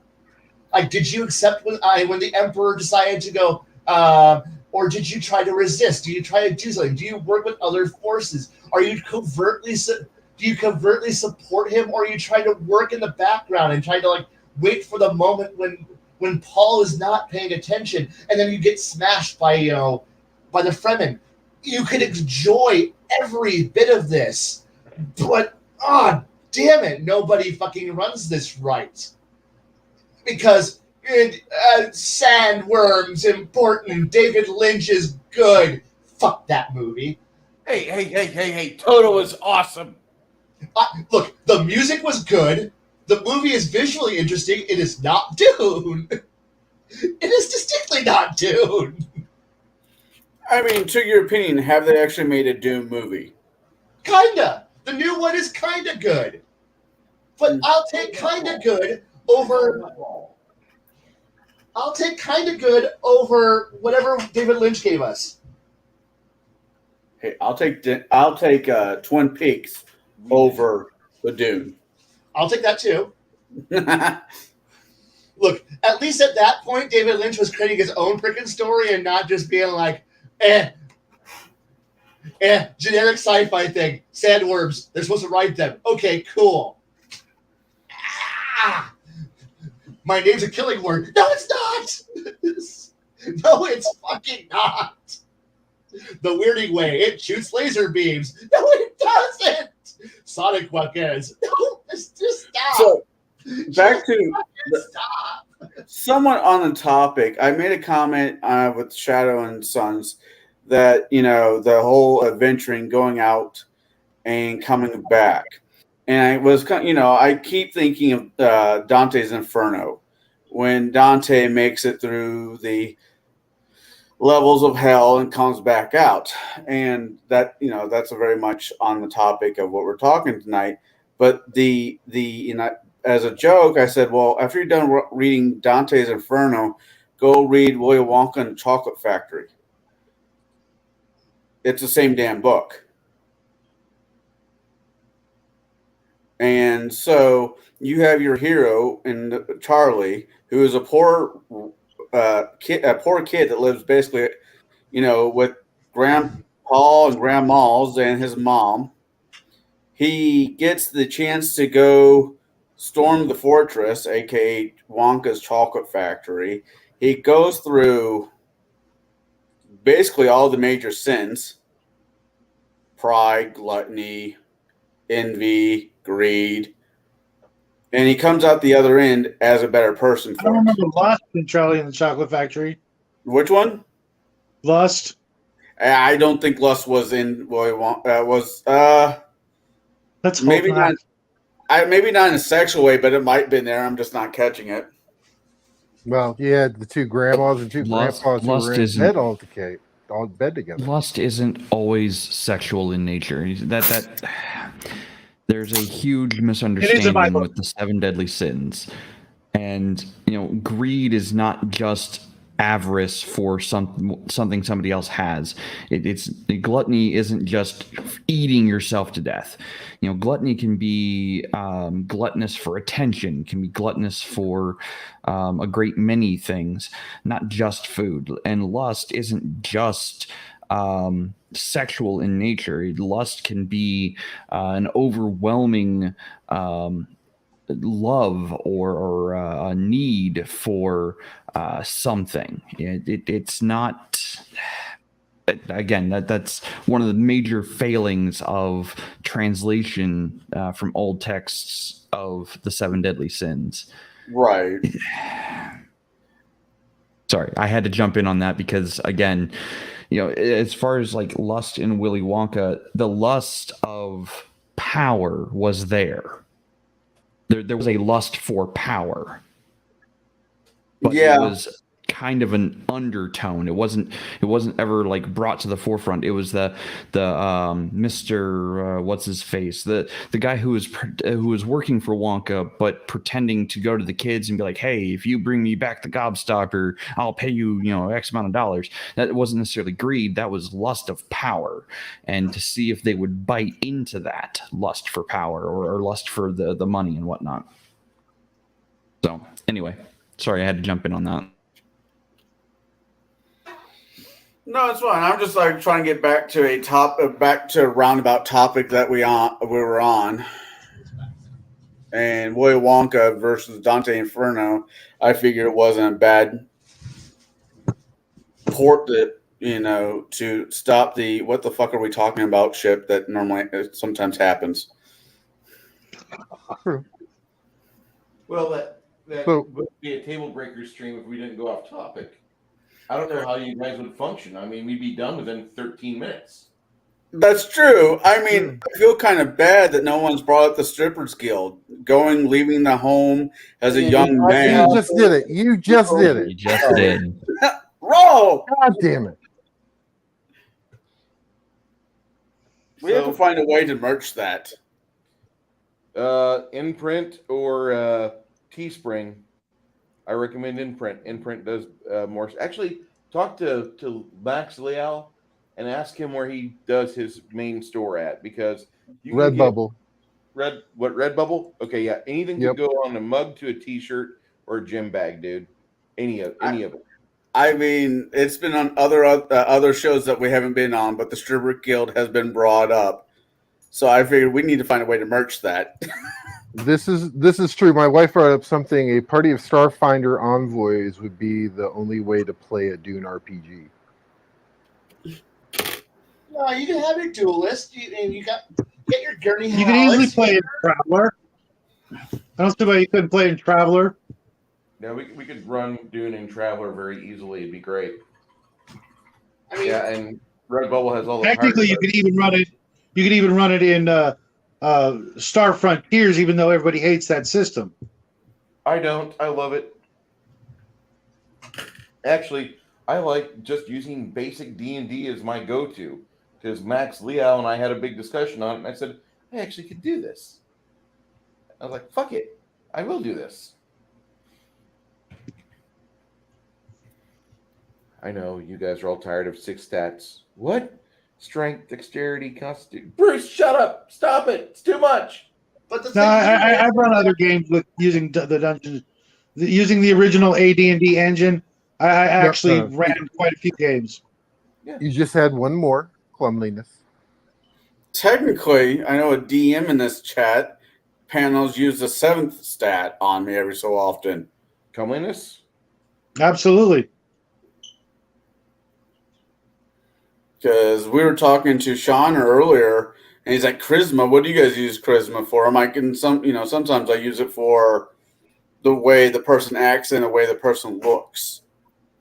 And I always separate the two. Always, they're completely different definitions. Completely different. You can have a high one and a low the other easily.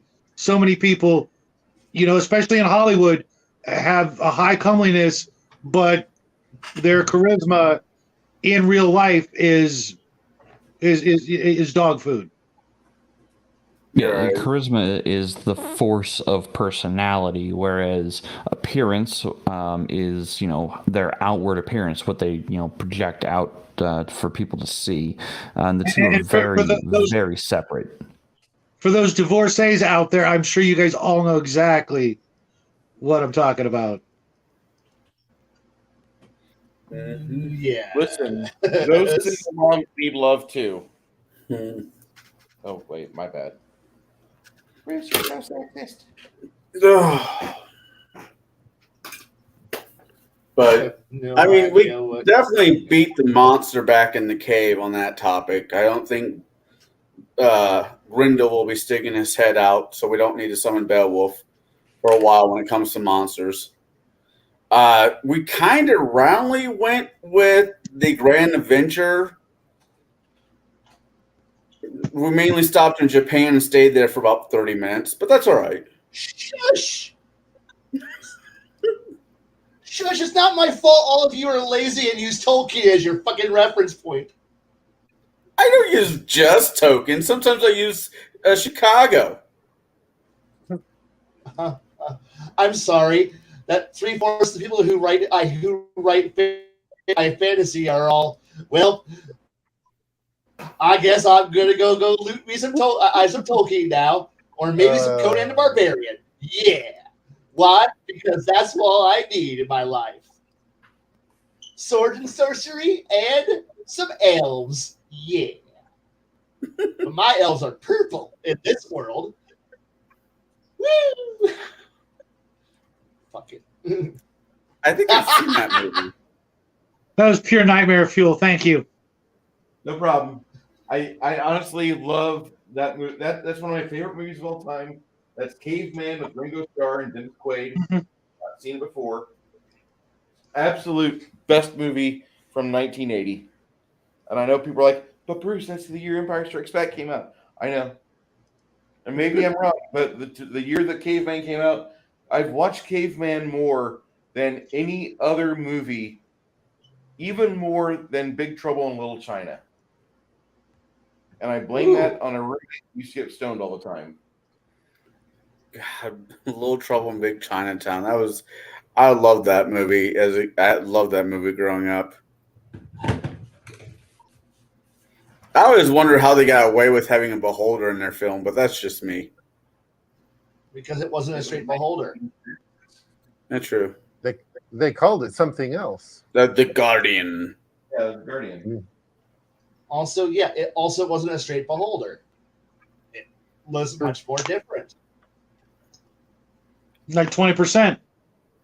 At least. I mean, Final Fantasy games have had beholder lookalikes for years, like since actually, yeah, Final Fantasy 1. They've had the one-eyed tentacle monster. And so the only reason why that anyone goes, it's a beholder. Sorry, no, not everybody has one giant floating eyeball, angry mouth. But oh wait, so is this?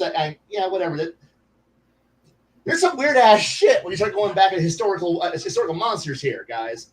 They weren't all just. I'm sorry, the entirety of fantasy did not just start from fucking TSR. Sorry. Oh, I know. I've been watching two fucking dead people didn't create the entire fantasy universe here, guys. Sorry, there were monsters before TSR. I've got thousands of books that are There's Ray Harryhausen. clear influences upon D&D. So yeah, I'm aware of that. Yeah. But how did they get away without TSR? TSR can go fuck itself, but anybody who loves it can go fuck themselves. The idea of they're the Defier. No, they're not. They go fuck you. They stole like everybody else did. They just managed to beat y'all to the copyright first. And most of you don't give a shit. And most of you don't. And everyone else goes, fuck it. Ours is red. It has 3 eyeballs instead. And it's called I don't know, something that's not yours. Also, we have dragons too. Our game's called Dungeons and Dragons. We have who gives a shit? It's fucking dragons existed before you. But we did it first, but we did it better. Yeah! Fuck you. Yep. Fuck it. There's this YouTube channel called Mythology and Fiction Explained, and I've been going through their videos on the mythology around the world. Right now, I'm doing the Native American folklore, and I'm mainly being raised on Romanian/Irish mythology, with there being a lot of things in those to make you say, "Oh God." The Native Americans have some real nightmare fuel. Yes. I mean, the Wendigo. So the Russians. Russians are also terrifying. To skinwalkers. To a few other things. It's like, oh my God. Uh-huh. And I want to at least find a culture out there that doesn't have their version of a vampire. It might not be called a vampire, but Yeah, everybody's got one. It's like Swedish meatballs. Everybody's got a recipe. That's right. And it will drive you mad if you ever figure out how or why. Connell, I love you, Yes. man, but sometimes, Connell, like you are that Roman Moroni from the movie Living Dangerously, or the Johnny Dangerously with Michael Keaton. You mispronounce a lot of things. oh yeah. You need to watch that movie. You'll find that you can be very successful and do that in life, like Roman Moroni. He was famous for that in that movie, and he was like a multimillionaire. I made fun of myself by calling myself the old bartender off Boondock Saints, because this match shit's got to go. Yeah, I could see you going fuck ass for a few days. Yeah, I can see that. Yeah. James pops out some Russian. If anybody wants to decipher that and let us know what it says, I'm sure he knows exactly what he typed there. Where's Max when we need him? I know, right? He speaks commie too. Mosquitoes are state bird of Alaska. Most watched movie of all time is The Fifth Element. Oh, okay.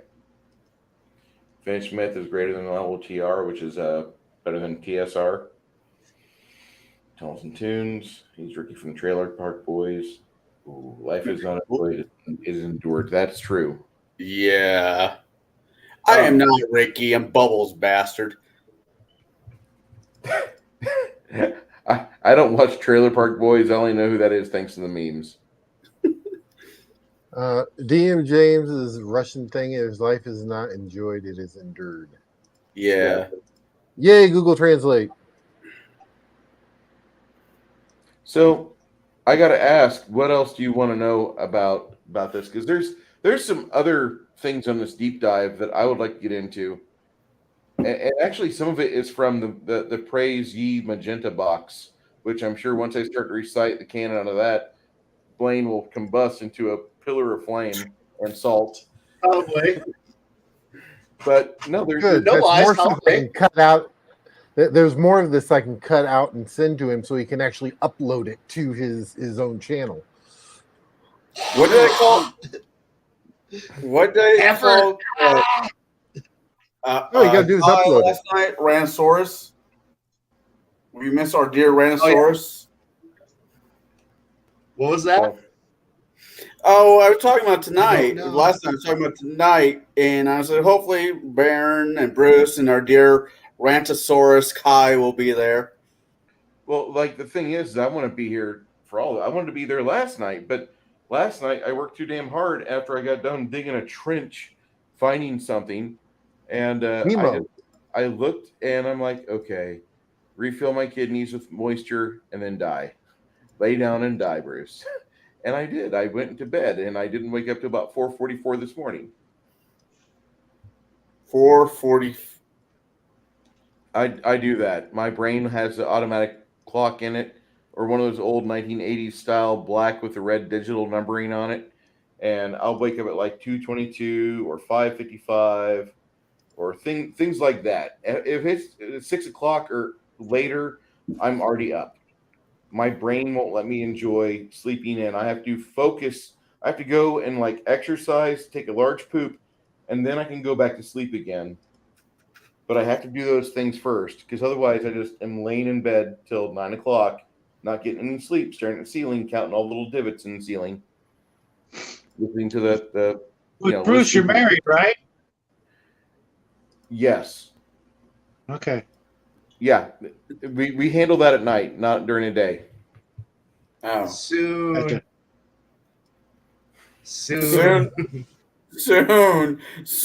That's an open-ended statement there, Kai. Soon what? Soon marriage or soon to bed? Sleep soon. Oh. Yeah, he's telling us that he's hit his pillow 30 moment. So I don't know. I didn't want to exactly constrain us to a 2-hour time limit. Being that this is my channel, I understand that algorithms are going to be different throughout the years, and it will reward 30 minutes for certain videos and 2 hours for other videos, and other streams will let you go 5, 6, 7, 8, 10 hours long. If you want to keep on going without me, go ahead. I just gotta go to work in the morning. So okay. Well, tell you what, Kai, I'm going to blow you up real quick, and I'm going to let everybody know you can rant, or you can take aim if you so choose at something, but you can make your graceful exit after you do your own personal sayonara, and we will thank you for it. I really don't have anything. Honestly, I don't have anything more really to scream about. I mean, sure, I screamed about something in private. I just forgot what I said. No. It's so far in the past, it doesn't really matter. But no, just great. Put me on stage. I don't have anything. I'm out. I'm tired and exhausted. So okay. Well, that's where I was yesterday at 6. He blew his wad twice tonight. Give him a break. Yeah. Like 4 times. It takes a little time to build up rage, and I don't have any left right now. It was longer than 30 You gotta give at least a half hour to recharge, right? Yeah, right. At least. Yeah. It's 24 minutes. I mean, he went longer than 30 seconds both times. That's saying a lot. Mm-hmm. Especially once you hit a certain age, yeah. Yeah. You know what? With that, I'm out. Enjoy the rest of your night, guys. Good seeing you again, guys. Good seeing you again, man. Next week or whatever I see you next. You know, I think Rob Williams was designing a pill for that called "Fuck It All." That might help. Well, I didn't mean for him to leave so quickly, but I do want him to not like crash. So it's fine, and I accept the fact that like he leaves at the 2 hour and 14 or 15 minute mark.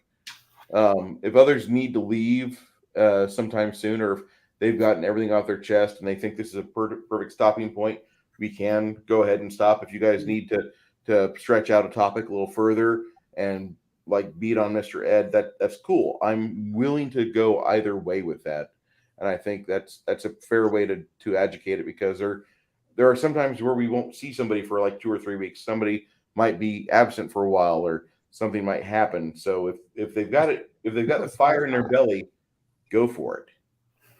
Oh, puppy cam. My God, Baron, could you two be any cuter? Mark's like, not me.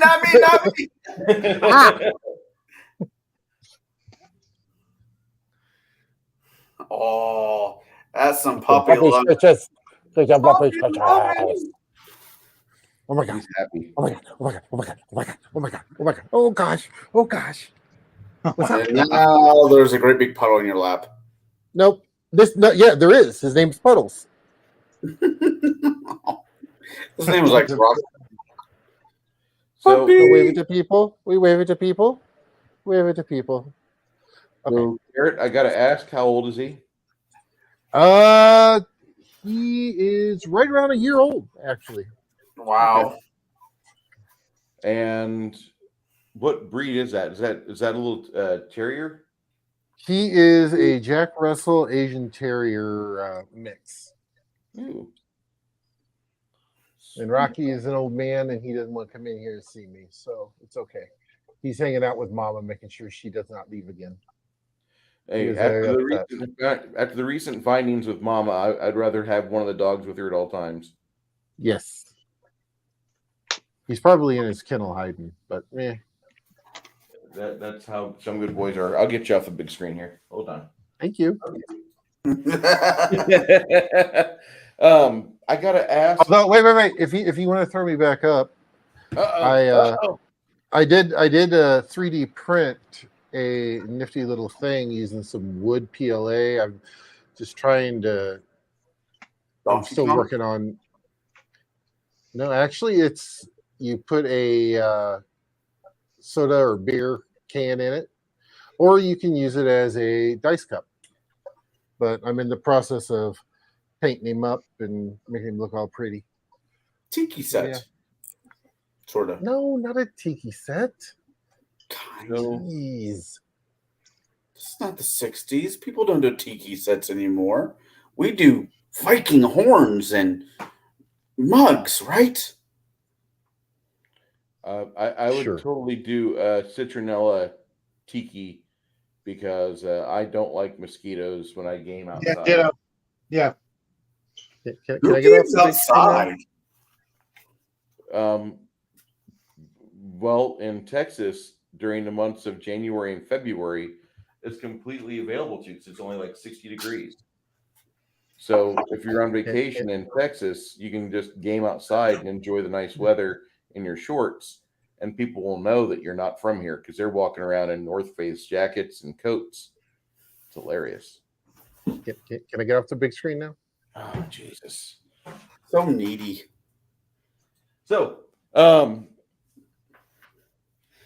next week we want to tackle 2 more of the types of adventures and plots that I think we should be tackling in tabletop games. And if anybody has any residual thoughts from Monster of the Week and or The Quest, I think that'd be a good idea, because I don't know. I'm just kind of reading the room here, not feeling it from everybody. Like, yeah, I got 10,000 things to say. No, Kai left, and he said that at about 8 o'clock tonight.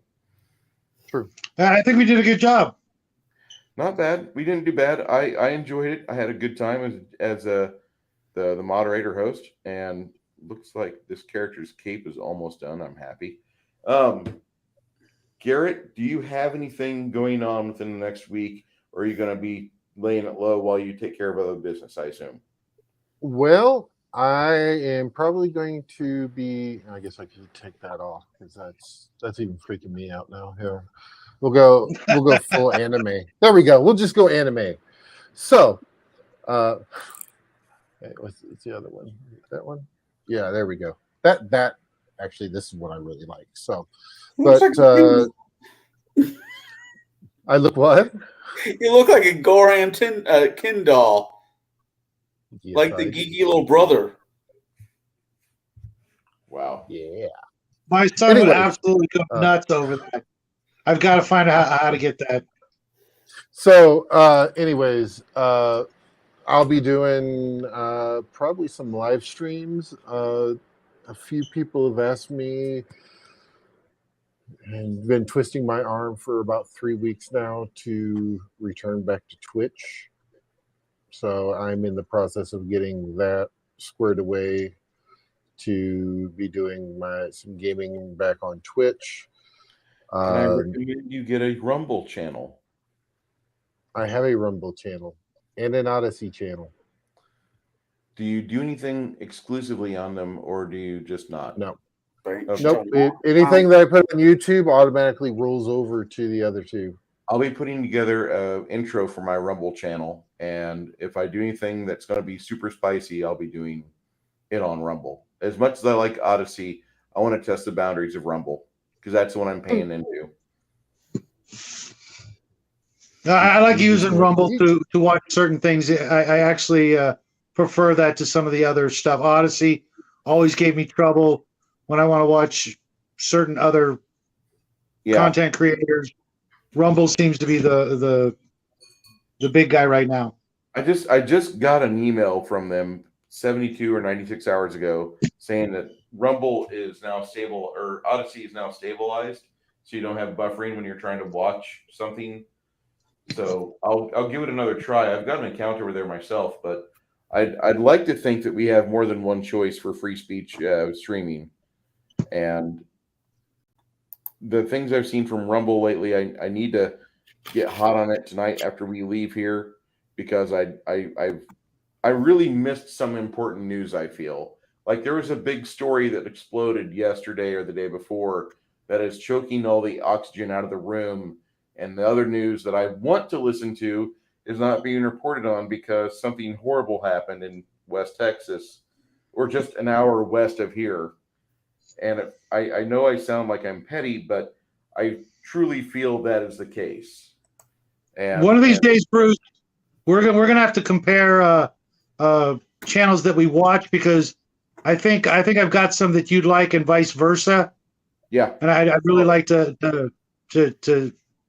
pick your brain when it comes to that because we're gonna have a discussion in the green room after this, and we'll.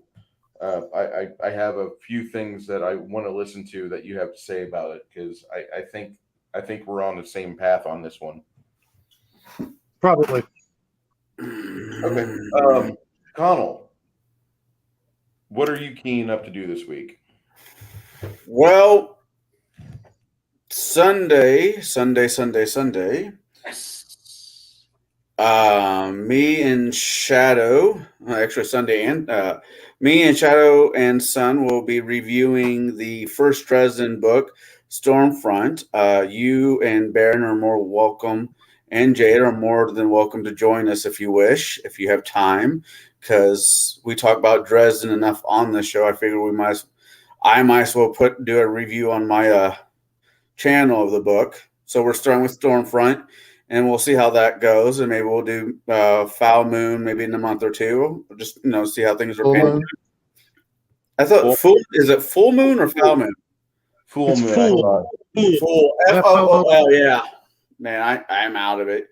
So that's what I'm doing Sunday. Saturday, I have game with a very cool DM. He is slightly sadistic. He doesn't believe in he doesn't believe in VTT.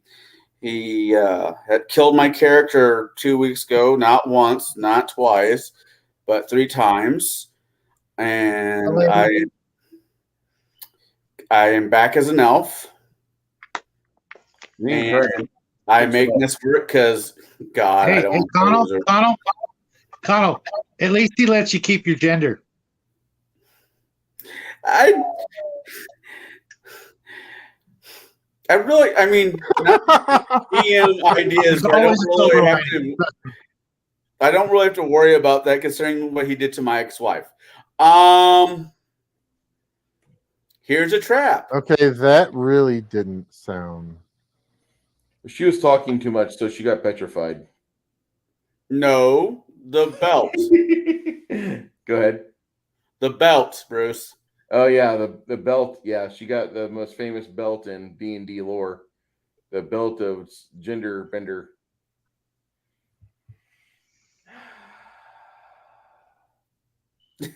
Got petrified.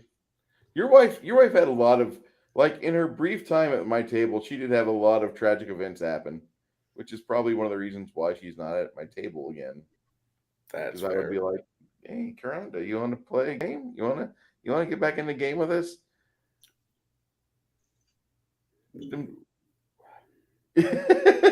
Oh, I actually went back. I went back through your channel, on your channel. I was looking at some of the old videos back from the game room days. Yeah, and that one video is up to 179 views. That's not bad considering it was just a small altercation between you and a certain individual who shall remain nameless.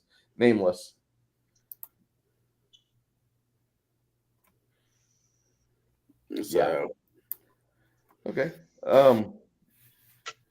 Are you releasing any content here along with the Sunday stream, which I'm looking forward to watching? What else do you have on the mixer for us? Because I know you've got that's really about it. I've been kind of hanging out with Mr. Driscoll on his Shauner off and on this past week on his channel, just making fun of Star Trek role players, which is kind of fun. But other than that, nothing else. Yeah, I need to see that video because I do love a good Star Trek RP, and I really like it when people try to run authentic Trek, but they're not good. Sorry. I need to watch that. Actually, there's a video that he did with the game where you are having to play a drow, and the system looks like under the right DM could be really fun. So I might have to look for that one. I think it was called Spline. I don't know. I have to look back. Spire. Spire. Yeah, Spire. Yeah. I would. You couldn't pay me to play that game. It's not. I'm not going to play it in the game because I really think it just had a lazy ass DM. No, the entire concept to me is just there's a whole bunch of levels of it that I You never know until you play it. That's how I am with most of these games. I never know what. No, I knew instantly. I knew instantly. No. I knew. Yeah. Also, one thing I forgot on Saturday, hopefully, if everything is working correctly, is I will also be doing the second session of my Pathfinder game starting about 6 Central. So it might overlap with Bruce's a little bit. So. Oh no! Well, especially if he does another freaking. Yeah, we won't be playing 9 hours straight. Yeah. Well, shit. I know Bruce. Yeah. So do I. I don't know yet. Jade just sent a message in private chat. He has to get going. Jade, if you want to give your adieu. Thank you, sir. Yep. It was Yep. good. That's Good seeing you again, man. man. I had a good chat, sir. And then there were 4. I hope we didn't mess up his topics. I really hope not. Because everybody had ideas when they came into the chat, and it's just better let them get it out, and we'll circle back to the topic at hand. Agreed. She's got to know though. We start talking about monsters, and that's just gonna, that's just gonna mushroom out. I would like to, yes. Sorry, can't. I was looking at something when you said mushroom out, and my brain went in 3 different directions with that statement. Meant as in cloud. So, I think you might get in trouble for this, Bruce. So I'm not going to recommend us doing it. But I got the trailer loaded up for the new Willow series on Disney Plus. I just saw that. I mean, well, go ahead. We can do that behind the scenes, I guess, because I think we're getting ready to cut it, aren't we? Oh, somebody likes me. Yes, an absolute sweetheart of a woman does. That's one of my stream buddies on Sundays with Machini 90. That's it's the first time for me. Never seen that name before. Nice to meet you. She's a crafter. She's a very good crafter of a woman. She does she gets the dolls from the craft store and she starts doing. You need to go over to our channel and sub like right now. Right now. I was actually kind of thinking about taking the page out of your book and getting a bunch of old Barbie dolls and my daughter and see what we can do with them. Believe it or not, a guy I really am not fond of, Black Magic Craft.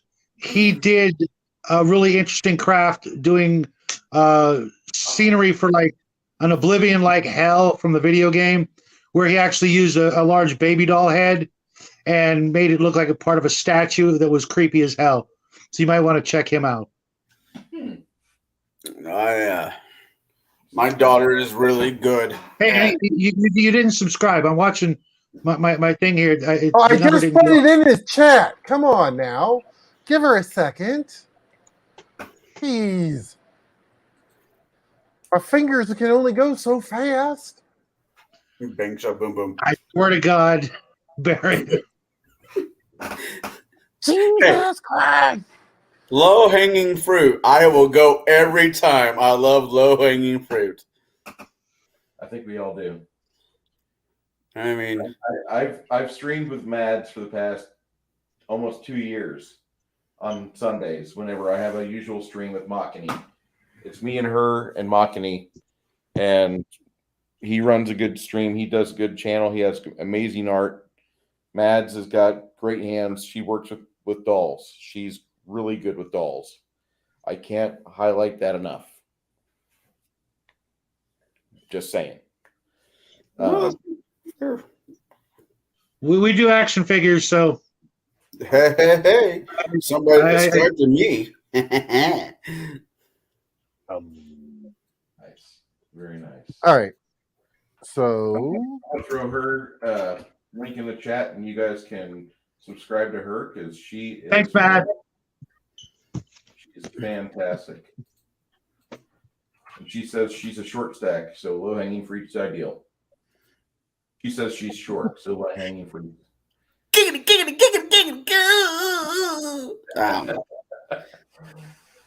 Okay. Well. Real quick, here's a story I can share with the YouTube.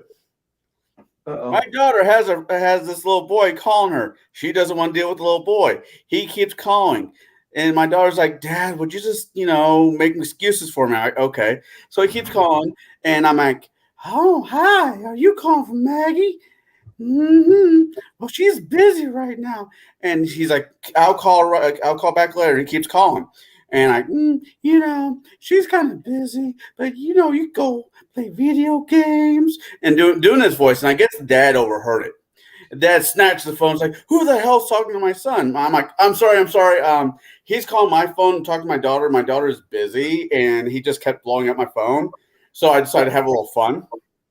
He's like, you didn't say anything. I'm like, no, I wouldn't. I was just having some fun. He's like, is there any way you could leave me a message on my phone so I can use that as an answering machine call? Hi, you reached. Hello, you reached.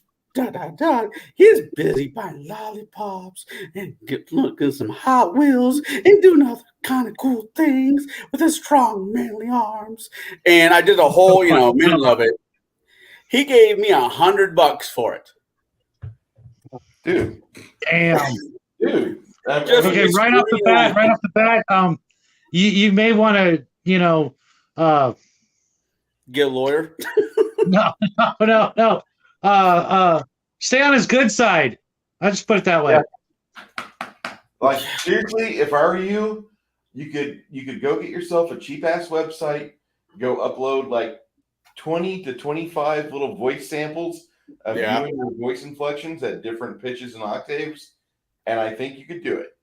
And I think you could actually market yourself to not just the people in the Pekin and Peoria area, which is it used to be the talent capital of America. I don't want to hear it. Used to be.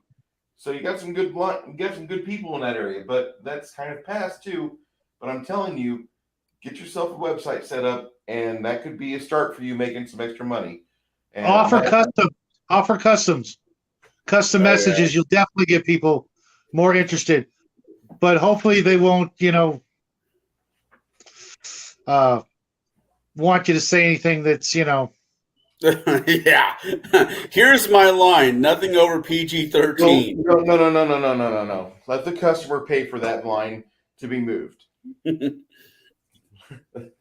thinking about the wallet, not about your when you're an actor, when you're a performer, let the payee help determine where the line is, because if you're just doing voice inflections and voices over a phone, and 30 seconds later, okay, thank you for the money, dude, you just milk that. That's a nice talent to have. Oh, yeah, no, I have fun with it. And I was just messing around because the kid kept blowing up my phone. Found out the guy had like 2 older kids, teenagers, and one's always blowing up somebody else's phone, and his oldest daughter's always having her phone blow up. So he completely understood what was going on. And then went and had a man-to-man talk with the boy. I hope. I haven't got a phone call since. Not bad. And you made $100. I consider that a win. Ooh, yes, indeed. All right. Well, I believe this wraps up everything for our Thursday night stream of Tablebreakers. We will be back next week with another couple to 3 topics that we want to highlight for adventure and other style tabletop games. My name is Bruce Lombardo, and I am blessed to be in a company of a man by the name of Shadow and Sun and G-Rock, Connell, and earlier we had Kai and Jade, 2 really good friends of mine that I probably don't spend enough time with, but we are all grown-ass men, and we are all very busy. So the fact we are able to set aside 2 hours a week for this, I really can't tell. I mean, it's great to be able to connect with them at the same time again and have a good dynamic between friends. But I would love to have an 8-hour session where we didn't have an 8-hour requirement to be somewhere else doing something else, either for money or for family. But what time I get with these guys is great. And once again, with the chat, I have to say thank you. If you are here as part of the replay and you made it this far, I really thank you, because you are in 2 hours and 37 minutes. If you stop in for just a little bit, that's great. Go ahead, give a like. Garrett dropped the links to everyone else's channel in here. If you like what we talk about, you should go to my friends' channels and subscribe and check out some of their videos too, because they're pretty talented. Watch Shadow and Son. It's a father-son combo, and they go through the gamut of hobby and tabletop crafting items. They do a lot of miniature painting like what I do. They do a lot of miniature reviews, which is fantastic. And even better, the father has started to introduce his son to the movies that he watched as a boy. So you get to hear a man who has watched it for decades and a young man's perspective as his father reveals these wonderful movies to him through the course of time. It's a real treat, and I'm really happy to be able to call Shadow and Son friends of mine. Thanks, sir. Oh no! Where do you guys feel we got for next month? We're gonna pull some oldies that I hope you guys all enjoy. Some movies that my old man introduced me to, made me sit down and watch them, and I am going to carry that tradition on as long as the little guy is still living under my roof, and even when he's not, and he's in the, serving this great country of ours, I'm still going to send him recommendations, and maybe he can get his friends to watch some of these classic movies that will probably disappear if we're not careful. That's a scary thought. Internet, YouTube, everybody, I thank you so much for being here, and I'm going to sign off at this point. Go ahead, guys. Take us on out of here. Goodbye. Everybody, we'd just like to thank you for spending a little time with us, listening to us talk about something that we love. Have a good night. Speaking of love, play games you love with people you love. Have a great weekend, guys and gals. And thanks again, Mads.